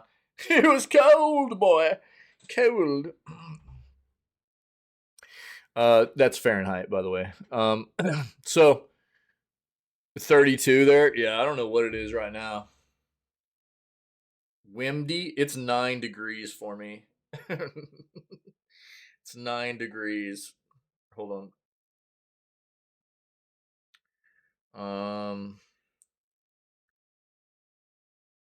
9 degrees feels like -2. Yeah. Yeah. Yep. Feels like -2 right now. Hey man, I'm not going outside. I'm hanging out with you guys. I'm comfy, dude. Peepo comfy. You know, I got my sweater on. I'm rocking a sweater, baby. I got my RVCA hat on. You know, let's go. I'm good to go, baby. I need some more coffee, but we'll get it in a second. Okay, so let's get back into this. So this says a brutal year for game developers. How one studio made it through. I don't know. Iron Galaxy Studio CEO, co-CEO Chelsea Blasco. All right, get wrecked, Chelsea Blasco. And I'll tell you guys why. I'll read this and then I'm gonna put this studio on blast. In a year of bad news for many video game studios, Chelsea Blasco has a more upbeat story to share about how her team made it through. Iron Galaxy, where Blasco is co-CEO, has actually grown in 2023. That's despite taking the kind of hard hit near the start of the year that knocked down so many other studios. The company, which began in Chicago 15 years ago, operates primarily as a work-for-hire studio that has co-developed or supported projects from Activision, Bethesda, Xbox, PlayStation, and more. After weathering a major game cancellation, it will end the year with headcount up by more than 30 people. It's definitely been an odd year, Blasco tells Axios. In January, Iron Galaxy and publisher Epic announced they were shutting down Rumbleverse, a live service wrestling battle royale that Blasco's team had spent a few years developing. The game had launched with expansive plans for continued operation just a prior August. Excuse me. We had millions of people playing it. We just didn't have people spending money on it, Blasco remembers. Epic told Iron Galaxy of the looming closure in late of last year, sending the studio scrambling to find work for about 65 developers, a third of the company who had been on the game. Obviously, the holidays are not the ideal time to be trying to get a bunch of deals, Blasco says. Studio turned to development partners it had been too busy to accept offers from, reconnected with prior partners like Sony's Naughty Dog studio, this is what I'm going to talk about, and recommitted to work for higher gigs after Rumbleverse's failure. They are the ones that got contracted by Naughty Dog to do the Last of Us Part 1 port to PC. And it was a hot piece of garbo. It was gross. Now, they're not the only ones that deserve criticism here. But that game was a piece of crap.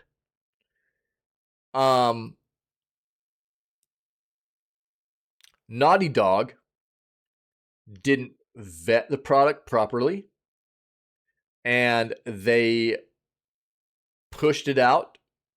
What basically Iron Galaxy was like, oh, here you go. Here's your product you asked for, from us. We got it done. It's ready for the PC. And Naughty Dog was like, cool, thanks, and just put it on the shelves. They didn't vet it. They didn't test it. They didn't do crap for it. They just pushed it out, and they baited a bunch of people into buying a very popular game that hadn't been on PC, and it sucked.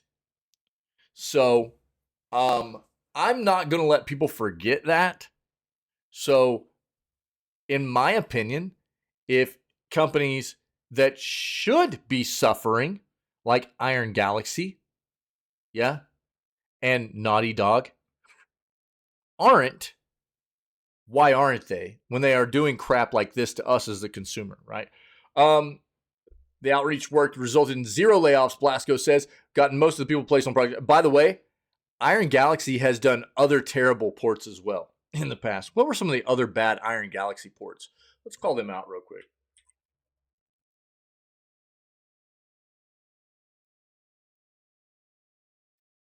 Yep, this is obviously the first thing that comes up is the Naughty Dog debacle.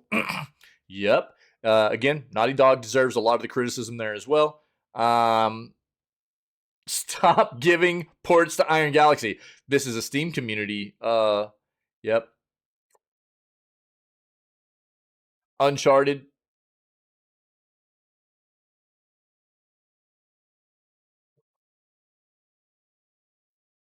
Iron Galaxy pulls an Arkham Knight on the Last of Us Part 1 PC port. The Arkham Knight thing was bad. Yep. They are notorious for doing this kind of crap. Yet companies still contract them out. Look into it.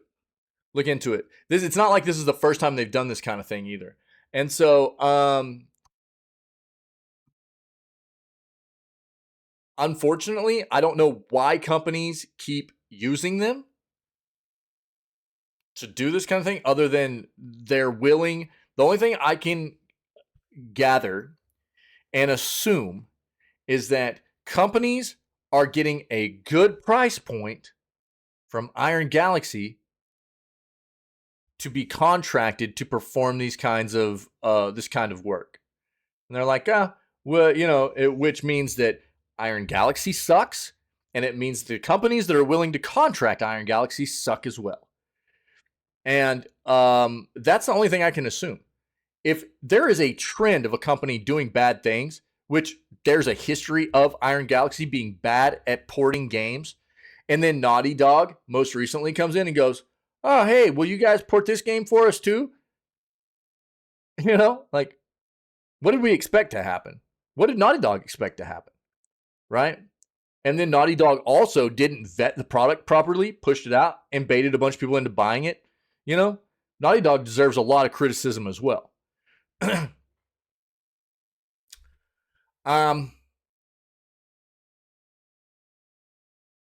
Big picture. Blasco says Rumble versus cancellation could have been devastating to the studio a decade ago, but she highlights a few factors that made a difference.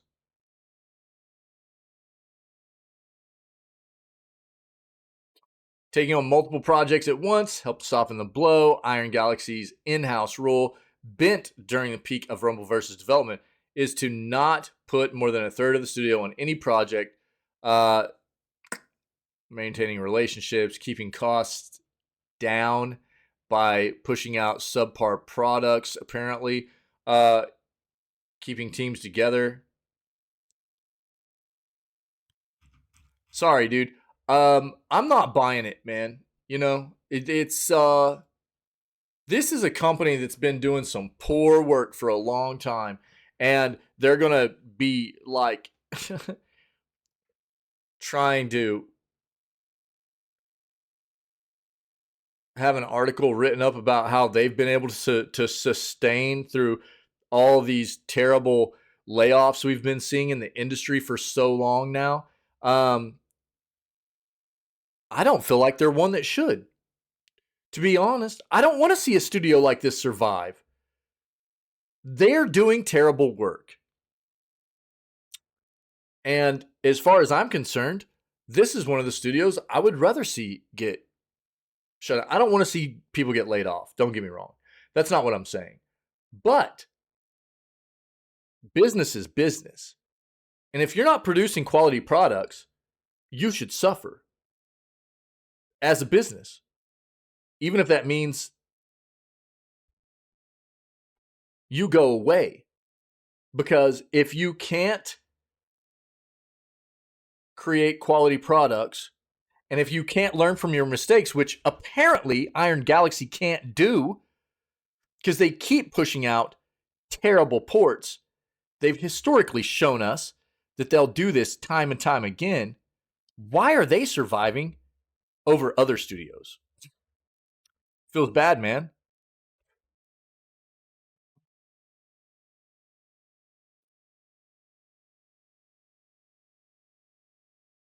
This is actually something really, really pertinent that we need to be taking a look at here.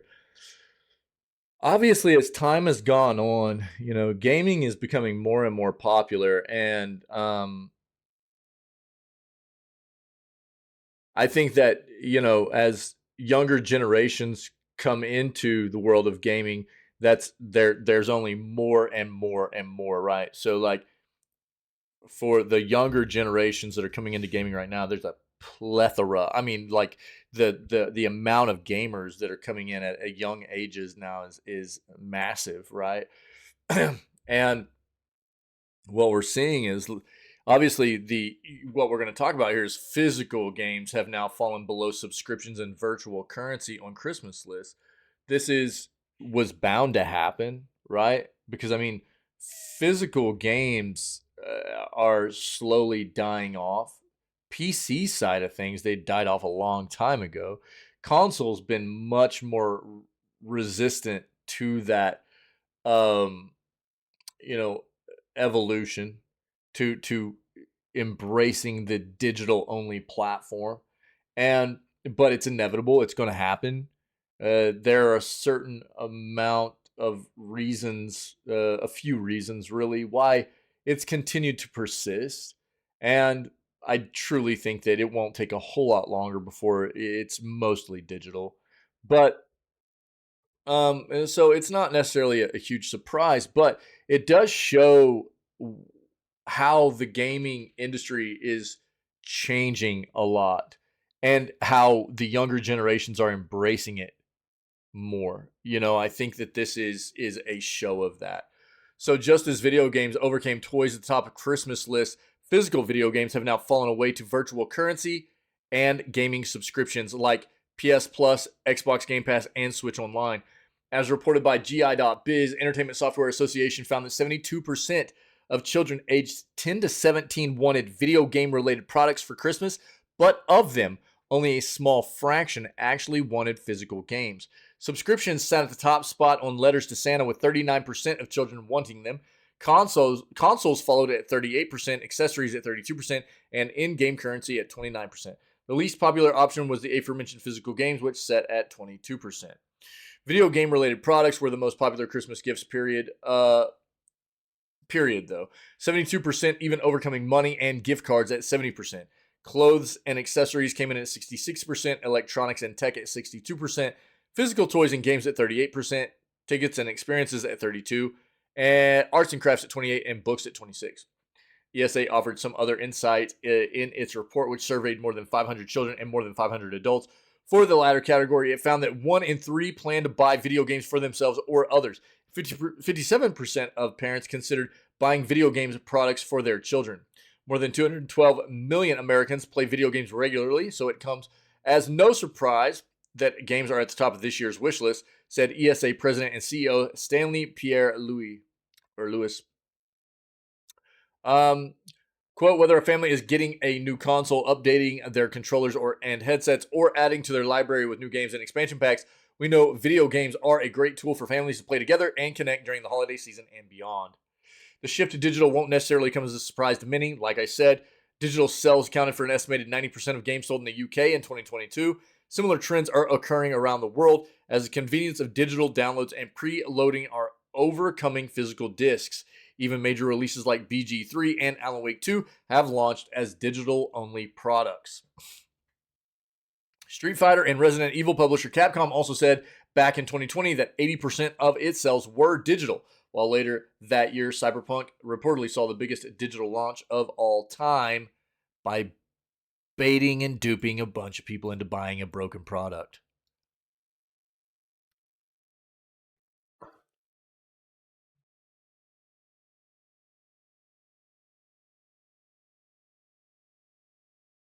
Yeah, so like I said, this isn't surprising. This is where we've been headed for a while in the this realm of entertainment, right? The gaming industry. Again, dude, PC adopted this digital only format a long time ago, right? I mean, PCs don't even hardly have optical drives anymore. If anything, I've got a couple of like USB connected external optical drives just around the house that if we need to use them for anything, we can, you know, but you don't even see optical drives really be put into even most like like a an actual computer case. You know, if you're going to build a PC, most of them don't even come with bays anymore for optical drives or anything like that. You know, it's been a non-factor for so long on the PC side of gaming. You know, and for PC software as a whole, really. Um, Console's been a bit different. Console's always been a little bit more aligned with trying to appeal to the nostalgia, I think, of collectors. There's an amount of more nostalgia, I think, for it. I think PC side there is too. I still own a bunch of my old PC games in the boxes and stuff. There always was too. I just think the PC was just quicker to adopt it. Console, you know, is like there's something about the ease of access for console, and there are people in the world that don't have great internet still, so console is very easy. It's you can just pop the physical disc in, be okay. You don't have to worry. I mean, you're going to be missing out on some of the day one patches and stuff probably that are needed, but you can still play the game, and that's what some people need, you know. And I think that's one of the biggest hindrances towards moving completely towards a digital only format, you know. And until most of the world has connectivity and decent connectivity, we'll continue to have that physical presence, but it's slowly moving away, you know.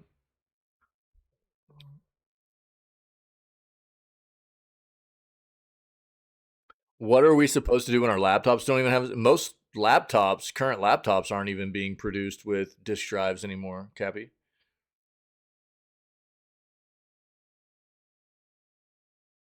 Like an optical drive. Whether it be, I mean, most of them wouldn't even be a CD-ROM. It wouldn't be a CD-ROM. It would be a DVD drive or a Blu-ray drive anymore. Just a pure CD uh, optical drive wouldn't be pertinent anymore for sure. You know, but like I said, I mean, there's always the option. I've got a couple of them around here. You can always buy a an external USB drive, which I have just in case. What do you mean it seems ridiculous?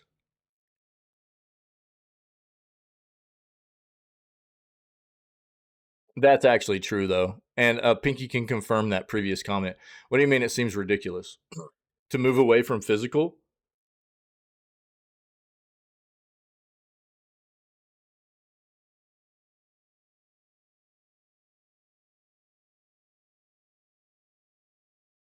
I mean, from a business point of view and actually from a consumer standpoint, it's a much more efficient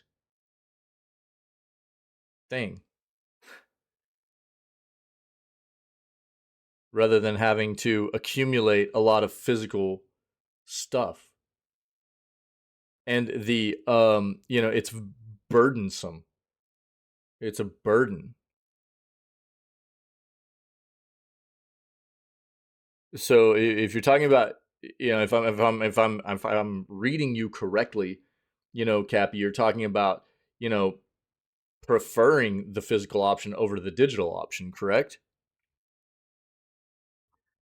And what I'll say is that you don't have to maintain the physical discs anymore. You don't have to deal with putting in 5 or 6 discs just to install a program. It's also much from the business point of view. They don't have to print that stuff on discs. You know what I mean? So it's costs them less money, which should cost us less money, but it doesn't. You know what I mean? It creates less waste. Yeah, creates less e-waste in the world, having less discs pushed out and stuff like that. There's a lot of different reasons in why it's, in my opinion, better to get to a digital only. And now, obviously, people are going to go, well, all that is still going to be stored on disk space and stuff like that. Yeah, you're right. But disk space is also, it's constantly evolving and becoming more solid state drive space than it is hard disk space and stuff like that. So I think that the digital realm is a much better place. It's much more seamless, intuitive. It's less cumbersome. It's less wasteful. Um,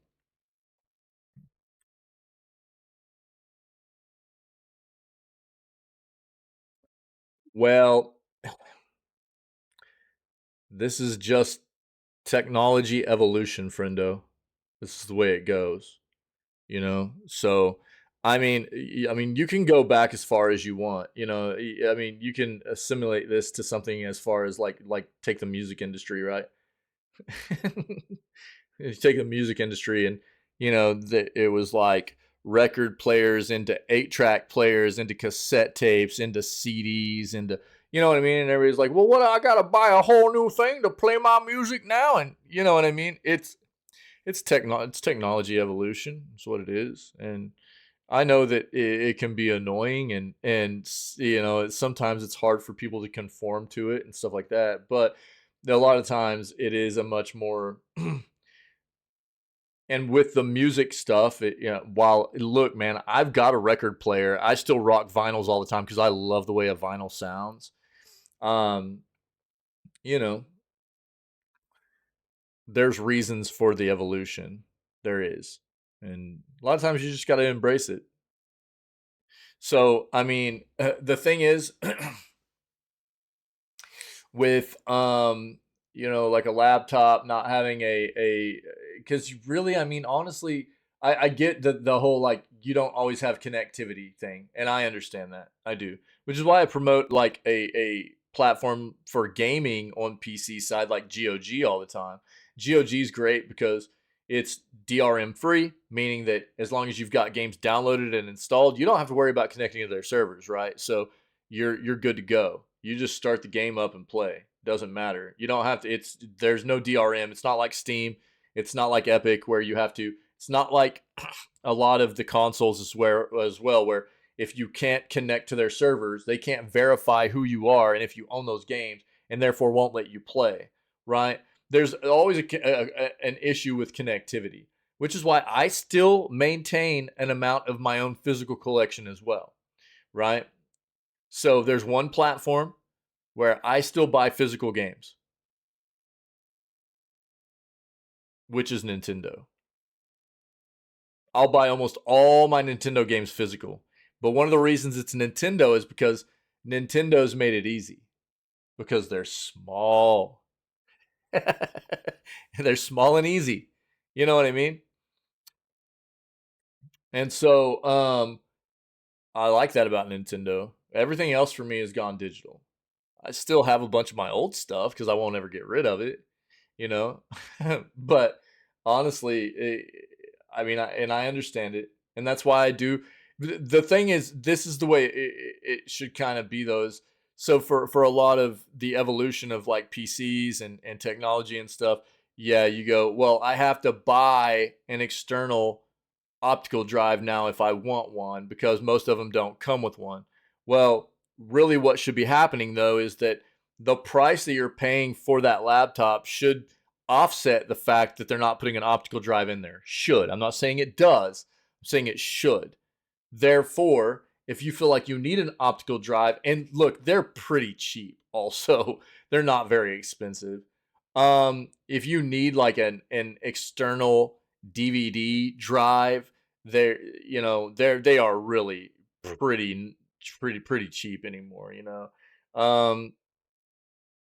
An armored box. Nothing like a vinyl. I agree, true. Yeah, I dig it. Yeah.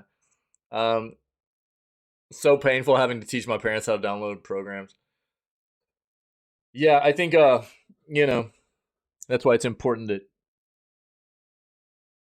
if you've had to deal with older people and trying to explain technology for them, I think that's why it should really enforce why it's so important for us in our generation and the younger generations to stay on top of being acclimated with technology.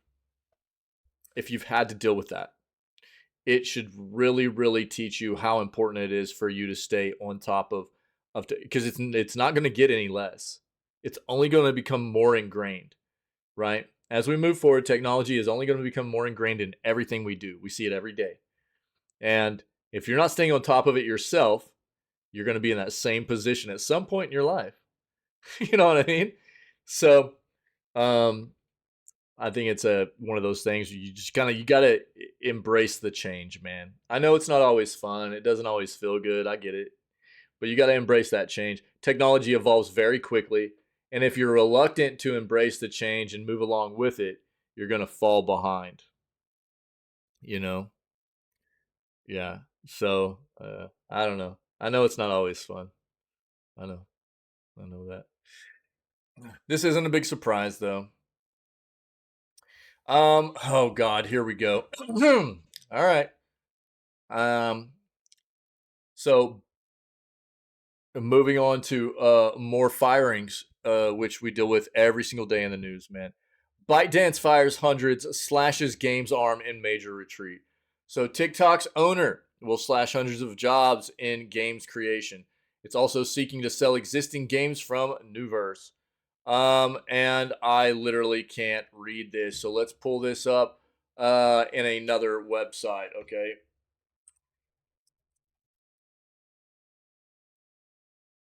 I love that. I do that occasionally. I'll pull up that website and I'll look at who it is. Um,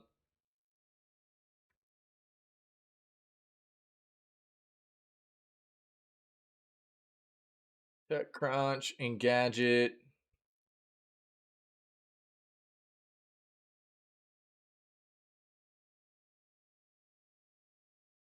Let's go with TechCrunch here, and then we'll move into because these are going to segue well. Yeah, I know. True. Yeah, I know. Like I said, dude, it's every day we do the news. I mean, we haven't heard about it in about a week because I haven't done the news in a week, you know, because of the vacation. But I mean, it's every single day, right? Because we do the news every day on live, and it's every day. It's more firings, man. After 2 ambitious years, TikTok parent ByteDance starts mass layoffs in gaming. So here, let me. That's there, that'll work. That'll be better. ByteDance's gaming ambition has been an expensive, short-lived pursuit. In late 2021, TikTok's parent's plans for video games came into the spotlight after it became one of the firm's 6 core business units, posing a new threat to incumbents such as Tencent and NetEase and rising star MiHoYo. Nonetheless, after 2 years of tepid performance, the gaming department, called Nuverse, is significantly scaling back its operations in a move that has surprised many employees. Quote, we regularly review our businesses and make adjustments to center on long-term strategic growth areas. Following a recent review, we've made the difficult decision to restructure our gaming business, a ByteDance spokesperson told TechCrunch in a statement. This round of mass layoffs started on Monday, and many members of Nuverse are still anxiously awaiting a verdict on their future. People familiar with the matter told TechCrunch it's unclear how many employees will be affected by the restructuring eventually, but Nuverse had quickly grown to around 3,000 people in 2021 and has largely remained that size over the past few years. according to Chinese tech news outlet Late Post. ByteDance also spent heavily on acquisitions, including a $4 billion purchase of a promising Shanghai studio called Moonton. Reuters reported earlier this month that the firm is looking to divest the studio and has met with a Saudi Arabia-based firm for discussion. Probably Savvy Games Group. Reuters first broke the news about the layoffs on Monday, reporting that ByteDance would soon announce the winding down of its Newverse gaming brand and full retreat from mainstream video games, citing sources. But ByteDance's comment suggests that portions of the team will be retained. ByteDance's debacle in video games and its virtual reality endeavor, Pico, cast doubt over the universal applicability of its data-driven A/B testing strategy that has catapulted TikTok to global dominance. Though its short video apps, through its short video apps, ByteDance has amassed an unparalleled wealth of consumer insights. The success of video games, however, demands a much longer, more patient creative process and is arguably less predictable than the instant gratification delivered by dopamine-fused video clips. Both of its rivals, Tencent and NetEase, have been pouring more resources into games with longer development cycles. Without a breakthrough title or commercial success after 2 years, Newverse's positioning as one of ByteDance's key revenue drivers is likely under close examination by the firm's management team. ByteDance remains one of the rare Chinese internet giants that have not gone public, partly due to its entanglement in rising U.S.-China tensions. The mass layoffs at Newverse add more bad news to the Chinese internet industry, which is reeling from a widespread regulatory crackdown in recent years, leading to dampened business and slashed workforces. The video gaming sector in particular was hit hard by a hiatus in license approvals, and even though the process has resumed, the space's recovery has been limited to macroeconomic challenges. Yep.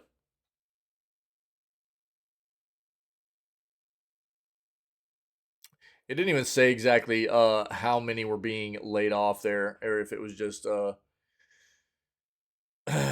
let's see what this next one says. This is brutal, dude. So mass layoffs reported to hit Marvel Snap publisher Newverse, which is right. This is the same thing. I wanted to read both of these though.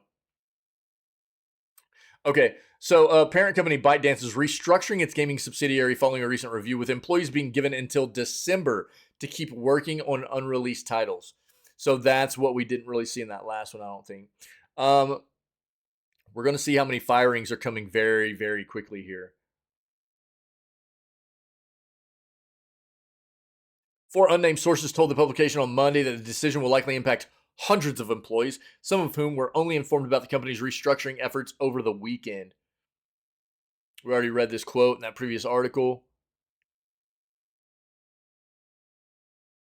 No further details have been revealed to the public, though Reuters sources said that ByteDance has no current plans to return to the global video games market at all.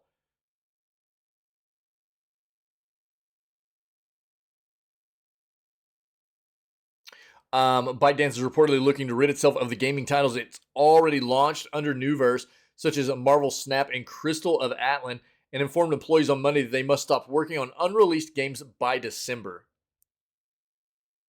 Not commenting when requested by The Verge for comment on these specific things here.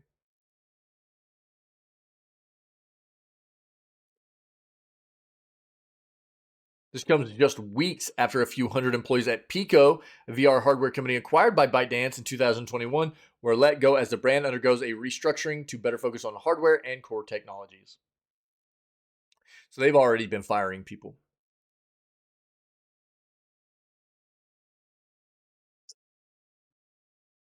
Feels bad, man. It's just nonstop, dude. All right. So we're like hitting the end of all these big November sales. Cyber Monday stuff's kind of leaving right now, but you might still be able to get some sales. I don't know. When did this this was on the 20th, so this was yesterday. I don't know if these sales will still be live or not, but potentially you'll just have to look. It does say Cyber Monday game deals, physical and digital games on sale. So there will be links in here. You can see a lot of the big Nintendo games they've got on sale. Different retailers. Looks like Best Buy, Walmart, Amazon, GameStop, Nintendo's eShop. There's a lot of stuff in here. So take a look. You might still be able to get some sales potentially. Okay. Score a 31-inch Acer Nitro curved gaming monitor for $139 at Walmart Cyber Monday 2023 sale. This was yesterday as well. I don't know if this will still be going on, like I just said with that last article. But this is a 31-inch Acer curved gaming monitor that is $140. Looks like from Walmart. It is a 165 hertz refresh rate. It's just high def, so it's 1080p, but not a bad little budget monitor there, potentially. So I don't know. Might be worth. There's some other deals down there too. I don't know if these deals are still going to be going on, but I figured I would throw them in here for you guys to take a look at if you're still in the market for anything. Okay. All right, dude. Shout out to our buddy Tinwin. Tinwin threw me a couple of articles since I hadn't been doing the news since I'd been on vacation and stuff, and this is the most recent one that he threw me, and I am going to address this. I'm going to go ahead and throw something in chat here for you guys. I've addressed this already. We're going to talk about it again real quick. Here's a link to an article on the YouTube page that is about my feelings on how Dave the Diver absolutely should not be considered for Indie Awards this year. And funny enough, until I was made aware that Mint Rocket is actually a subsidiary of Nexon, I did think that this game should be in the running for Indie Awards, but this is not an indie studio. Not even close. It's a subsidiary of a massive, giant gaming company, developer in Nexon. And so I think that everybody has a lot of people have a little bit of a varying idea of what should or shouldn't be considered a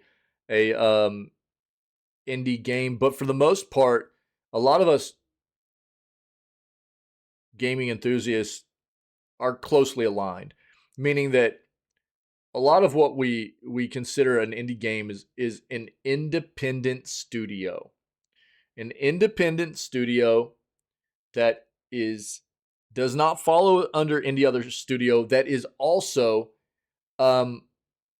very small, right? So difference being, you could take a look at somebody like Larian. Larian is an independent studio. Do they have shareholders? Yes, but they are not owned. They are not owned by any other company. They are not a subsidiary. They don't have anybody over them. So in the grand scheme of things, they are considered an independent studio, but they're massive. Larian is huge, huge. I think well over like 500 employees, developers. For developing their games and stuff. And really, I think that for myself, when you want to talk about an indie studio, I'm talking about a studio that not only is truly independent, not underneath any other big company. They are outright their own independent studio, but is also small in stature and manpower and are probably honestly in my opinion under 20 25 people working on a game. That would be pushing it for me, really. I think that um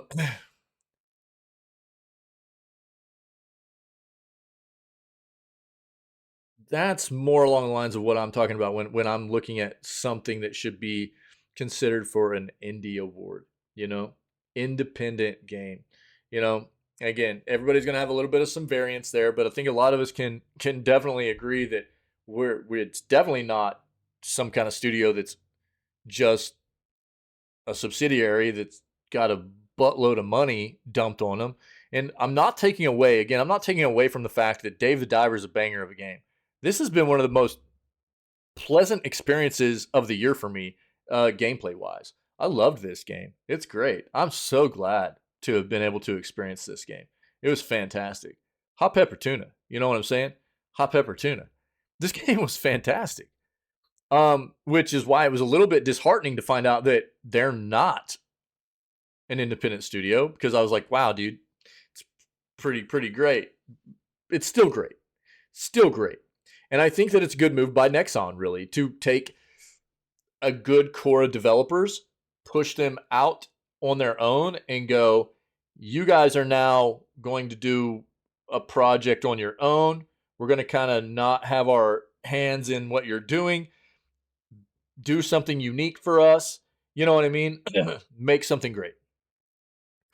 And I don't think that's a bad play. That maybe more, excuse me, large studios should take a look at copying this type of, you know, game development methodology from what Nexon's done here with Mint Rocket.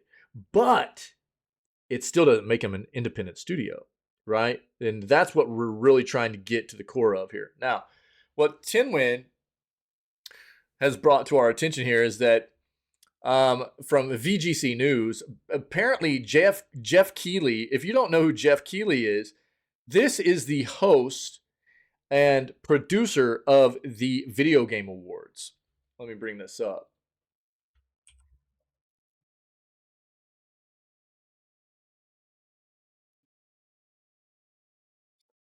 So this is Jeff Keighley, okay? And he is the host, producer of the Video Game Awards, which are coming up in like a week and a half.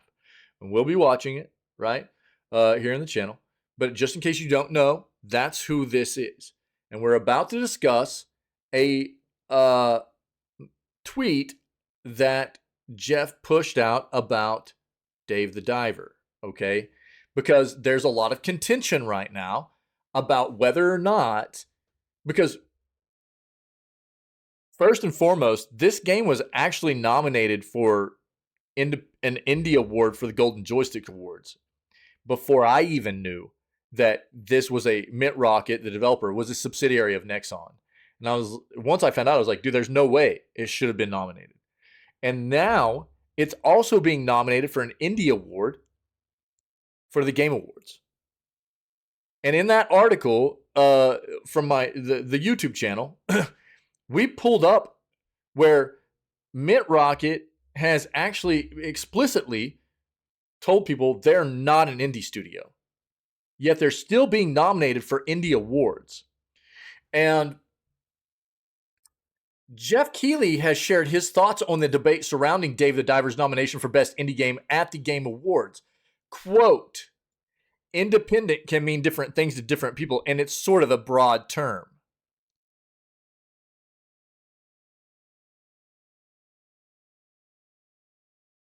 So, you know, one of the things that I've been calling out about the Game Awards, you know, especially this year, is how stupidly weighted the Game Awards are. And that's why I don't put any stock into the Game Awards. I like the Golden Joystick Awards because it's really community-based voting, you know? It's public-based voting where you can go vote on the Game Awards, but you need to understand that the Game Awards are only going to take 10 the weight, the way that the awards are weighted for giving the awards out for the nominees is that the public vote only accounts for 10% of the weight for each award. And then the Game Awards have a jury or a basically a panel that they elect to vote on the games that can consist of the other 90% of the weight. So we really don't get any say in who wins these awards and stuff like that. You know what I mean? And who gets nominated and things of that nature. The Game Awards are really, in my opinion, a more kind of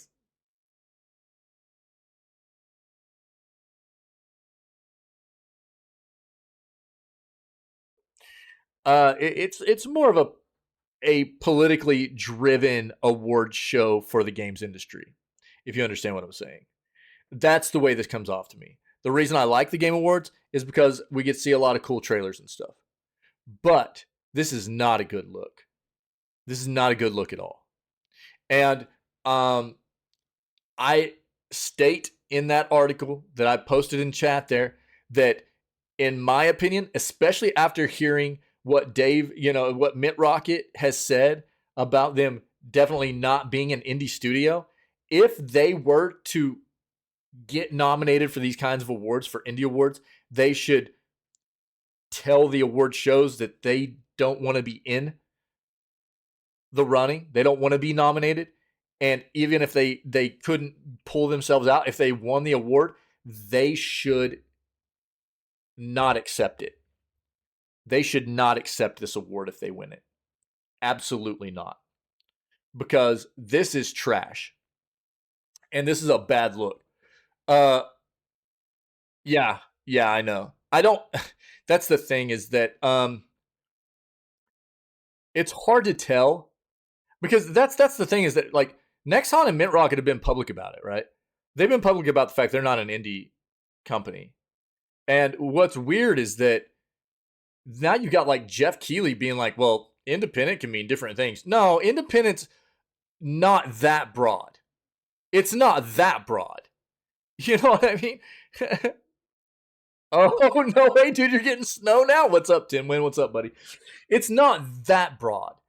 There's a little bit of some variance in the ways a lot of us will address this, but there's a basis, a pretty strict baseline for what is considered an indie developer, right? And they definitely are not one. Mint Rocket is absolutely not one. They are a subsidiary of a massive company. And you can see some of these like statements coming up underneath here. And Tim, I don't know if you heard me prior, but I was, shouting you out for this article and or for this topic, and thanks for it, buddy. No, Jeff, it means one thing. Your jury flipped it. Now you got to fix it or switch it. Nexon is one of the biggest gaming companies in the world. Dave the Diver is a great game, but it basically took the nominee spot of a real indie game. Some people confuse 2D pixel art with indie. Yeah. Absolutely. I agree with this. Look, I didn't do enough research when I played the game. I saw Mint Rocket as developer, Mint Rocket as publisher. I looked up the company. I didn't see anything to do with Nexon originally, and was like, this has got to be an indie company. Shame on me for not doing more research, but I saw nothing to indicate that they were a subsidiary at all whenever I looked into them initially. And thank God that I ended up finding out, but it wasn't a blatant thing for people to know, really. It was almost kind of like they did this in a weird way to keep people from knowing that they were a subsidiary, but they were also very upfront about the fact that they're not whenever they were confronted with it. I don't know. It's a weird situation, but I agree. Dave the Diver's an amazing game, but it is absolutely not an indie game. It's easier for people to defend an incorrect fact to the grave than to admit a mistake. Why is that? Why will people not just... Is it a pride thing? Is that what... Does it hurt the pride too much for people to just go, yo, I'm sorry, I screwed up? Why do so many people have such a hard time, and companies have a hard time doing that? What is that about?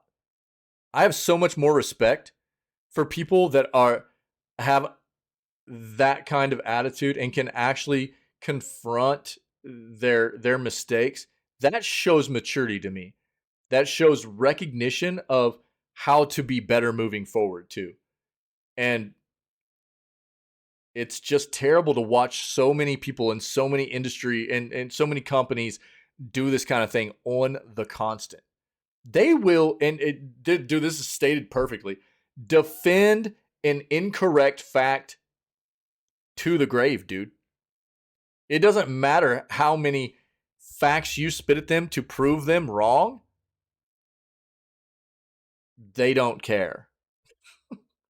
They will just continue to defend what the stance they have for some weird reason. You know, it's really weird.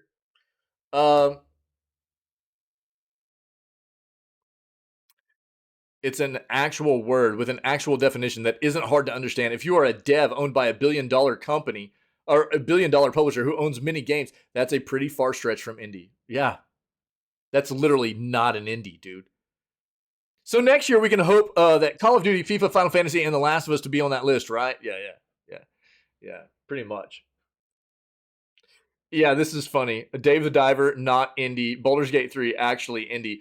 But again, I mean, a lot of people are understanding of the fact that like somebody like Larian is so big that nobody's going to want to see them on that list. But they are closer to what a company would be considered to be on that list than somebody like Dave the Diver, you know? Yeah, it's kind of wild, dude. So this is a bad look. It was a bad look at the Golden Joystick Awards. It's a bad look at these awards. And this statement from Jeff Keighley makes him look stupid.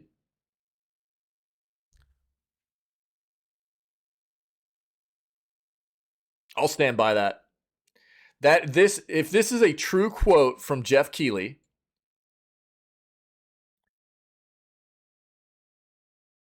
that makes him look really stupid. And you know what it is?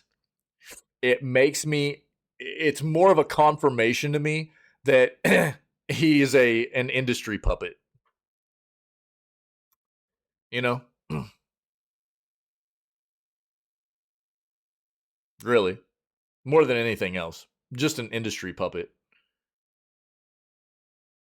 Unfortunately.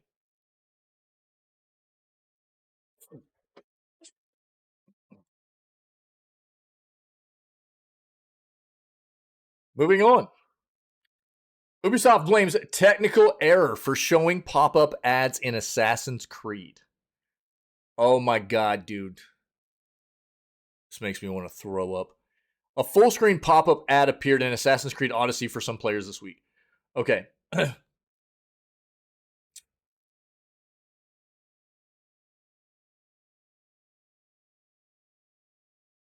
See this? I'm going to read this and we're going to discuss what this means. Ubisoft is blaming a technical error for a full screen pop up ad that appeared in Assassin's Creed Odyssey this week. Reddit users say they spotted the pop up on Xbox and PlayStation versions of the game with an ad appearing just when you navigate to the map screen. This is disgusting to experience while playing, remarked one Reddit user, summarizing the general feeling against such pop ups in the middle of gameplay. We've been made aware that some players encountered pop up ads while playing certain Assassin's Creed titles yesterday, says Ubi spokesperson Fabian. Turn this off, dude. Oh, they're actually showing it. No way. Sick, dude. That's great. I thought that was like a video. Check this out. This was the result of a technical error that we addressed as soon as we learned of this issue. Hold on.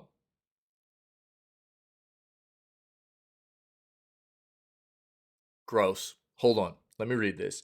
While it was unclear at first why the game suddenly started showing Black Friday pop-up ads to promote Ubi's latest version of Assassin's Creed, the publisher later explained that what went wrong. In a post on X, Ubisoft says it was trying to put an ad for Assassin's Creed Mirage in the main menu of another Assassin's Creed game. However, a technical error caused the promotion to show up on in-game menus instead. Ubisoft says the issue has been fixed since. Recently saw Microsoft use full-screen Xbox pop-up ads to promote its own games. They've been annoying Xbox owners. Microsoft's ads only appear when you boot an Xbox, and not everyone seems to be getting them.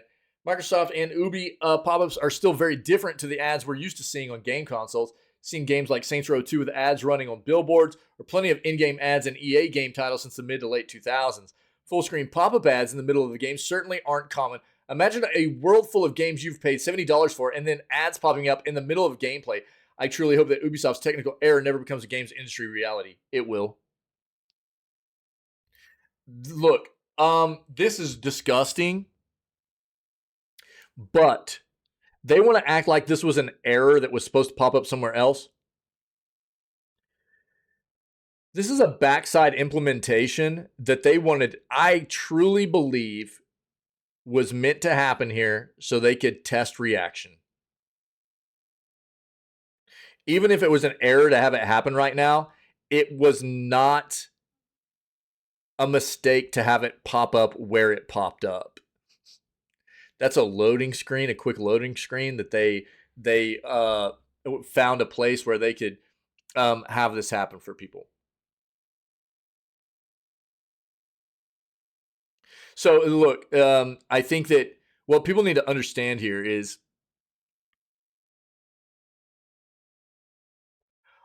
and I said this whenever I first brought up this article today, before we really got to deep dive into the articles.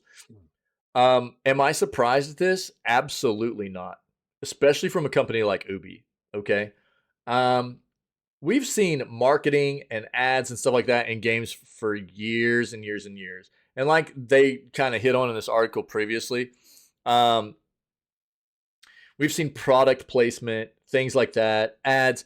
And I'll say this, I can understand maybe a to be a bit more accepting of something like this in a free-to-play game. Okay? Free-to-play games are a different kind of beast in this industry. They survive on things like ads.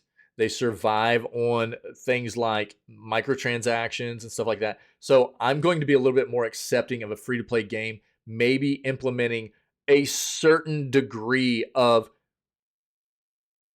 seeing maybe some kind of ads or something pop up, but I absolutely don't want to see it in the middle of my gameplay like this right here. You know what I mean? This is rough. And I'm sorry, but I don't see this as a just buggy type error from Ubi. This is something they've been working on. I'm not going to be able to be convinced otherwise. You know, and I don't think that they're probably the only big game developer that is trying to implement some back-end technology to push ads in the same manner.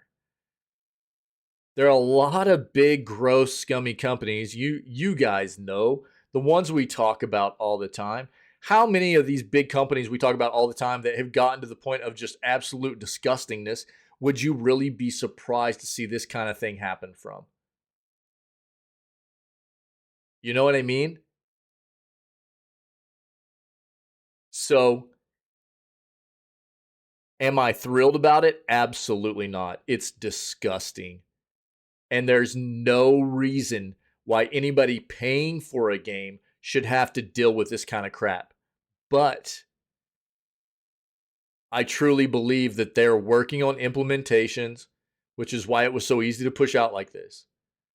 And we're going to see more of it.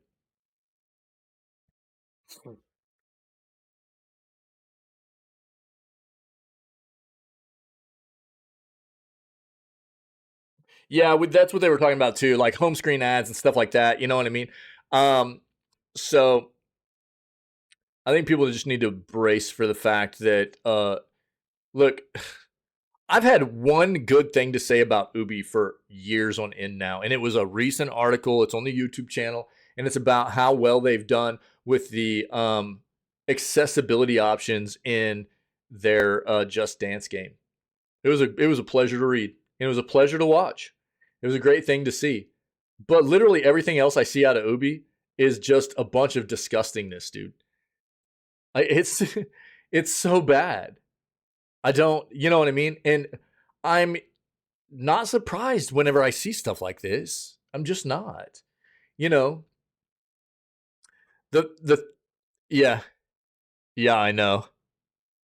Yeah, dude, Tim, when I was just talking about that this morning, dude, we were looking through articles. We were looking through articles. Actually, dude, it's coming up right here. This is the article that it was in. Look, it's right here, dog. I'm about to talk about it. One of the things I said, I was like, is anybody actually psyched? You know what I think it's going to be, dude? It's going to be like Far Cry with Avatar skin on it. You know what I mean? So it'll probably be Far Cry gameplay with Avatar skin. You know, that's what I'm expecting.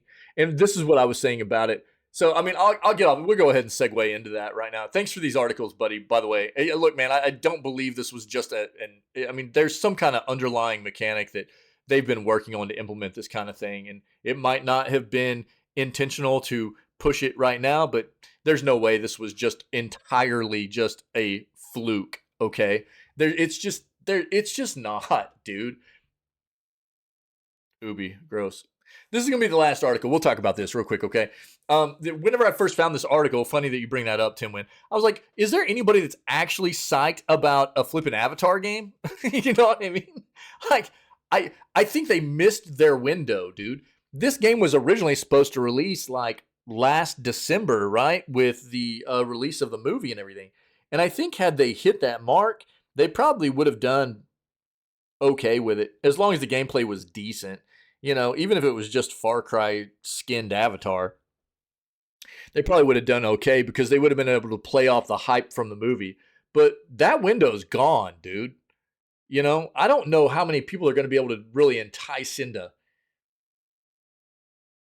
digging this. I think that Far Cry fans will probably end up enjoying it, but I don't know how many just big fans of the Avatar world there are out there. You know what I mean? I don't know. This game's delayed numerous times, which is a red flag. I think it'll be okay. I'm not playing it. You know, I would definitely recommend people like wait, see what the reviews are for this game. I honestly expect it to just be like Far Cry skinned Avatar, like I've been saying. I don't see this being anything different than that, really. Um, so obviously it'll be a little bit different because it's set in that universe and it's not Far Cry, but for the most part, it'll play very similar to that, I think. But let's take a look at this. 10 video games releasing in December you shouldn't miss. Dude, I'll go ahead and say I don't have any kind of like I'm fine with missing this. Nobody can remember anything about the movie. Bro, I liked the first movie. The first movie for what it was when it came out, I thought it was really cool, you know? The best thing about it was Sigourney Weaver, though. Like, I've been a fan of Sigourney Weaver since Alien, all right? Showing my age a little bit here, but. No. Not really, dude. No. No. But you know, it's I just don't. That's what I'm saying, man. That's the you're hitting on exactly what I've been talking about. Like, who's really like interested in this? That's why I think they missed their window, you know, of opportunity to really pull in any kind of hype. I think they had an opportunity to pull in hype off of the release of the movie, the second movie, and they just missed it, dude, because they had to delay for this and everything, which is like literally Ubi's MO, right? Delay, delay, delay, delay, delay, dude. Unless it's flipping Assassin's Creed.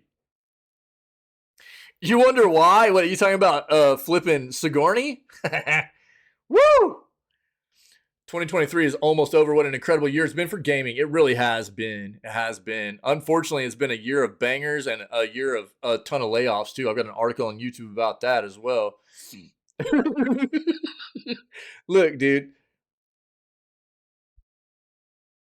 Sigourney was hot, bro. She's aged really well too. I'll say that. Um, in particular, it's a great month for VR. To this end, a long-awaited survival game is supposedly finally releasing. Avatar is getting a long overdue video game treatment. Finally, decorate our digital real estate investments. I don't see it being anything particularly. I don't know. So I'm just gonna skim through this. I'll link this for everybody to take a look at, but we're just gonna kind of segue out of here and get into the gaming stuff today. So, it's been a great news segment. It has, but I'm ready to play some games and stuff, man. So I'll let you guys. If there's anything that is interesting enough to watch, I'll watch. Otherwise, I'll let you guys watch them. Okay. But Avatar, we've seen the trailer in the channel before. I'm not looking at this. I'm not. I'm not hyped about this. I don't know anybody else that's really hyped about this either. You know, I do. I think they missed their opportunity. I think they missed their window here. Starting your bath. Hey, well, you know me, dude. I want to make some breakfast real quick and after the news and stuff. But the day before, bro, this is the weirdest flipping situation here. Let me pull this down a bit. This is the weirdest situation. The day before, if you guys remember, was a game that was supposed to, this was like the highest wish listed game on Steam for like nearly a year and a half. And then there was a bunch of weird crap that happened, dude. Um, Issues with like trademarking the name. Um, Supposed to be showing gameplay where apparently a lot of the gameplay they showed was taken from other games and stuff. And the premise behind the game is very intriguing, but we've never seen this developer do anything else. The game's supposed to be releasing on December 10th, I think. It's been delayed numerous times. I don't know. This is a weird one, dude. My recommendation is stay away from this until it comes out and you can get a look at what the game actually has to offer, review wise, and maybe even, you know, from some gameplay and stuff. Pokemon Scarlet and Violet DLC, the Indigo Disc.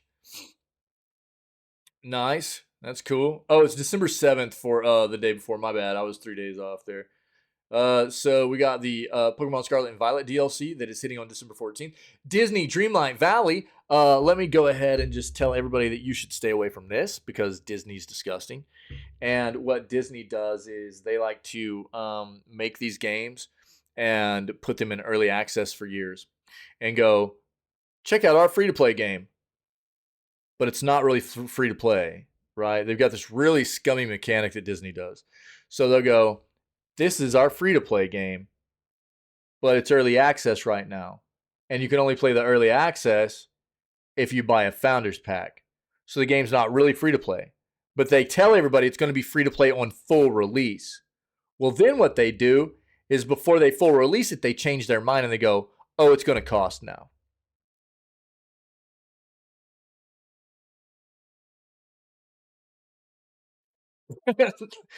And look, this is what I'll say. You want something chill and cozy to play. It might not have the Disney characters in it. But you want something cozy, chill to play or whatever. Go play Palia. It's a free-to-play game. It's got comfy vibes to it. It's got a lot of really cool options for like, oh yeah, I know. We've talked about that, Tinwin. They're in discussions about potentially buying EA. Could you imagine two more disgusting companies to come together in the gaming industry? Bro, just start throwing up like a flipping fountain, dude. Disney and EA, Jesus Christ. Bro. God dang. Bro, I'd be like the Exorcist in here, dude. Yeah, Palia's really cool, man. It's a dope game. I played a little bit of it with my daughter. True's been playing it. I think that Cappy's been playing some of it. It's a very chill game. It's free to play. There is monetization in it, but it's just for cosmetics and stuff. And there's a ton of really cool stuff.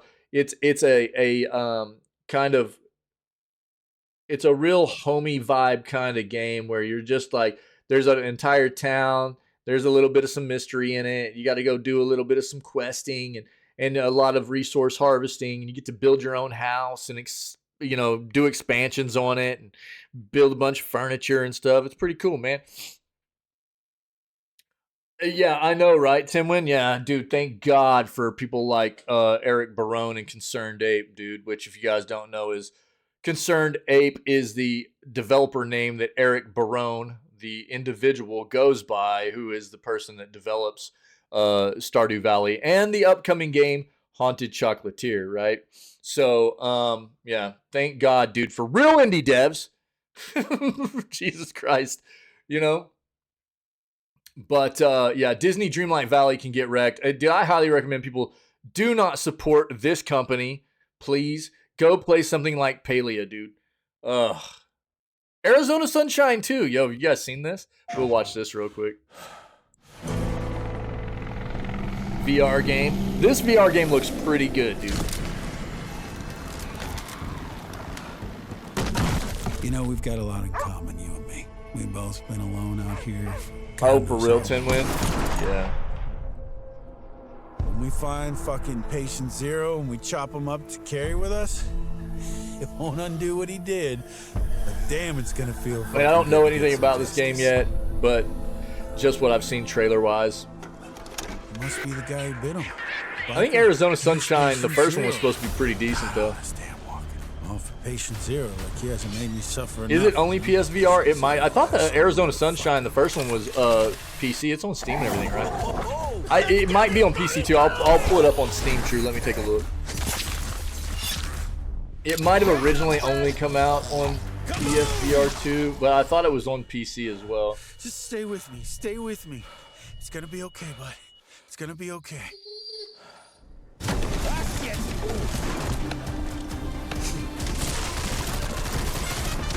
Very Dead Island, yeah, I know, Tinwin, yeah. Barbecue time, baby. But to be fair, dude, in contrast to a lot of the VR games that I see nowadays, this one looks decent. A lot of the VR games I see nowadays still just look really, really terrible. December 7th, so it's coming out on December 7th. Play with friends, dude. Friends. Let me see. I'd be crying in the VR. Let me see if it's coming out on Steam or not. It might be an exclusive at first on PlayStation. No, it is, dude. It is coming out on Steam as well. Arizona Sunshine 2. Boom, right there. I'll link it for you. Yep, December 7th. Same exact date. Yep, on Steam as well. I don't know if it'll be on any other PC platforms, but there you go. Yeah. Five Nights at Freddy's Help Wanted 2 on December 14th. Batman Arkham Trilogy Switch port for on December 1st. House Flipper 2, December 14th. Kingpin Reloaded on December 5th. Dragon Quest Monsters The Dark Prince. And that's the list of December releases. Holy crap, watch out, everybody. Incredible. Now, before I end the news segment, yeah, for sure, true. We do have this that we're going to watch today, okay? Yeah, no kidding, dude. Yeah, good call there, Timlin. Yeah, if you guys don't know, Rogue Trader's releasing on the 8th. Is that right? Or is it, I think that like the 8th or the 7th. Is that right? 7th. Rogue Trader, Warhammer 40,000 Rogue Trader. And this is something Tinwin's gotten to play some of already. And this game is by Owlcat, who, if you don't know, is also the developer and publisher of the Kingmaker games. And Tinwin, being not a fan of the Kingmaker games, is actually really excited about this one. Feels like this game has evolved quite well out of what the Kingmaker games were. Yeah, am I getting that right, Tinwin? Feel free to elaborate, buddy. But this is a game that is looking really, really cool. If you're into like CRPG, choices matter kind of games, you know. This, and especially the Warhammer 40,000 universe, you know, this is probably something that's going to be up your alley. So take a look at this. Yeah, I saw you put that in Discord, dude. Yeah. Yeah. I actually have one of the Kingmaker games. I just haven't ever booted it up. Yeah. But good call there, dude. Yeah. So we're going to be watching this today. Dragon's Dogma 2 showcase is happening today. Look, this is one of my most hyped games right now. I loved Dragon's Dogma 1. And if they are able, if Capcom is able to just harness the same essence that Dragon's Dogma 1 had and just evolve the game, because the game's like 10 years old now, and evolve the game into a more modern-esque kind of gameplay, you know, with how evolution has worked in the gaming industry, but still harnessing that original essence of Dragon's Dogma 1, this game's going to be a banger for me, and I'm going to play it on release. So I'm excited. They're going to show the new gameplay reveal today and everything, and we're going to watch this, okay? I think it's popping off at noon. Let's see. Yeah, do they have links? Let me just verify this time right now.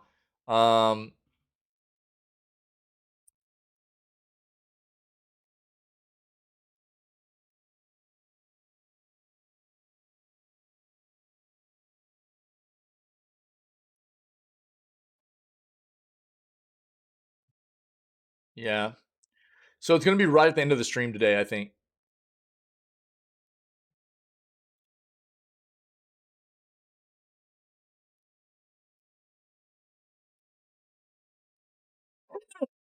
Kappa. All right, yeah.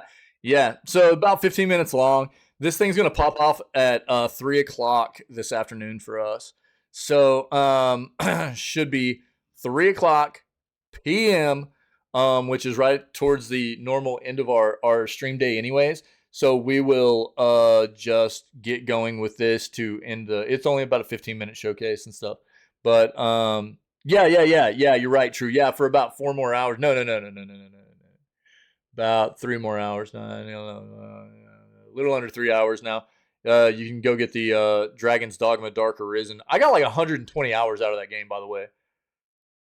It's a banger. It's really good. And on Steam right now, like True said, $5. It's a good single player RPG.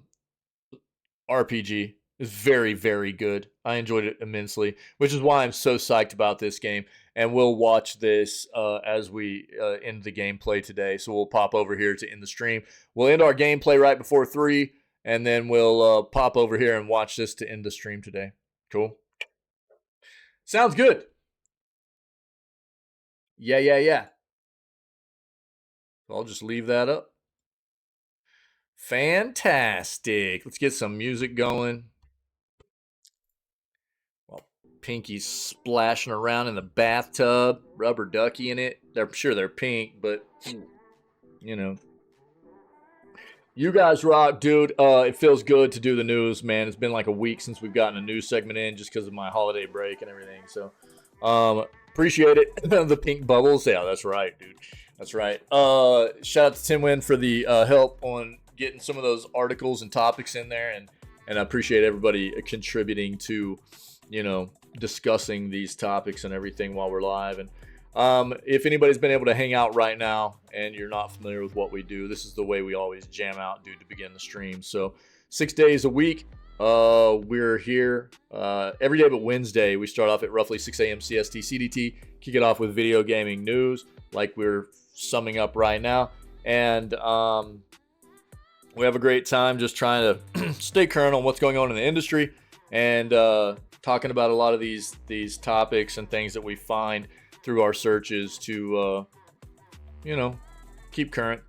And if anybody's interested, we've got all of our previous video gaming news segments we've done, as well as pertinent clips of hot topics and stuff. I try to pull out of the news segments as a whole. I try to pull out some of those, individual topics and put those out there on the YouTube channel that are important, I feel, for people to see, so they don't have to look through the entire news segment for it, as well as all of our gameplay playthroughs that we've done, as well as funny clips and highlights. All that stuff's out there on both the Twitch channel and the YouTube channel as well. So if whether you're seeing this live now or maybe if you're checking this out later on, then all that content's there. Go take a look at it if you want. And if you're enjoying what we do and the content you're being exposed to, then I would prompt you to come hang out with us while we are live. Again, 6 days a week, starting at 6 a.m. CST CDT. We've got an amazing community of people here, all about just being welcoming, enjoying the world of video games, obviously, is what brings us together. But we've got an awesome group of people that are all about taking care of one another, lifting each other up, spreading good vibes, being void of toxicity, being civil about things, you know what I mean, and just having a good time while we hang out together. So if that fits your mold, man, come be a part of it. And we're always looking for more people that are chill and just good peeps, and trying to grow the community in the right way, man. So other than that, you guys stay healthy, stay safe, be kind. I'm going to run us an outro real quick to sum up the news segment, but the stream's not going anywhere. It'll stay live, and as soon as the outro's finished, we'll be getting started with some gaming content. All right? Happy Flippin' Tuesday, you legends. Be right back.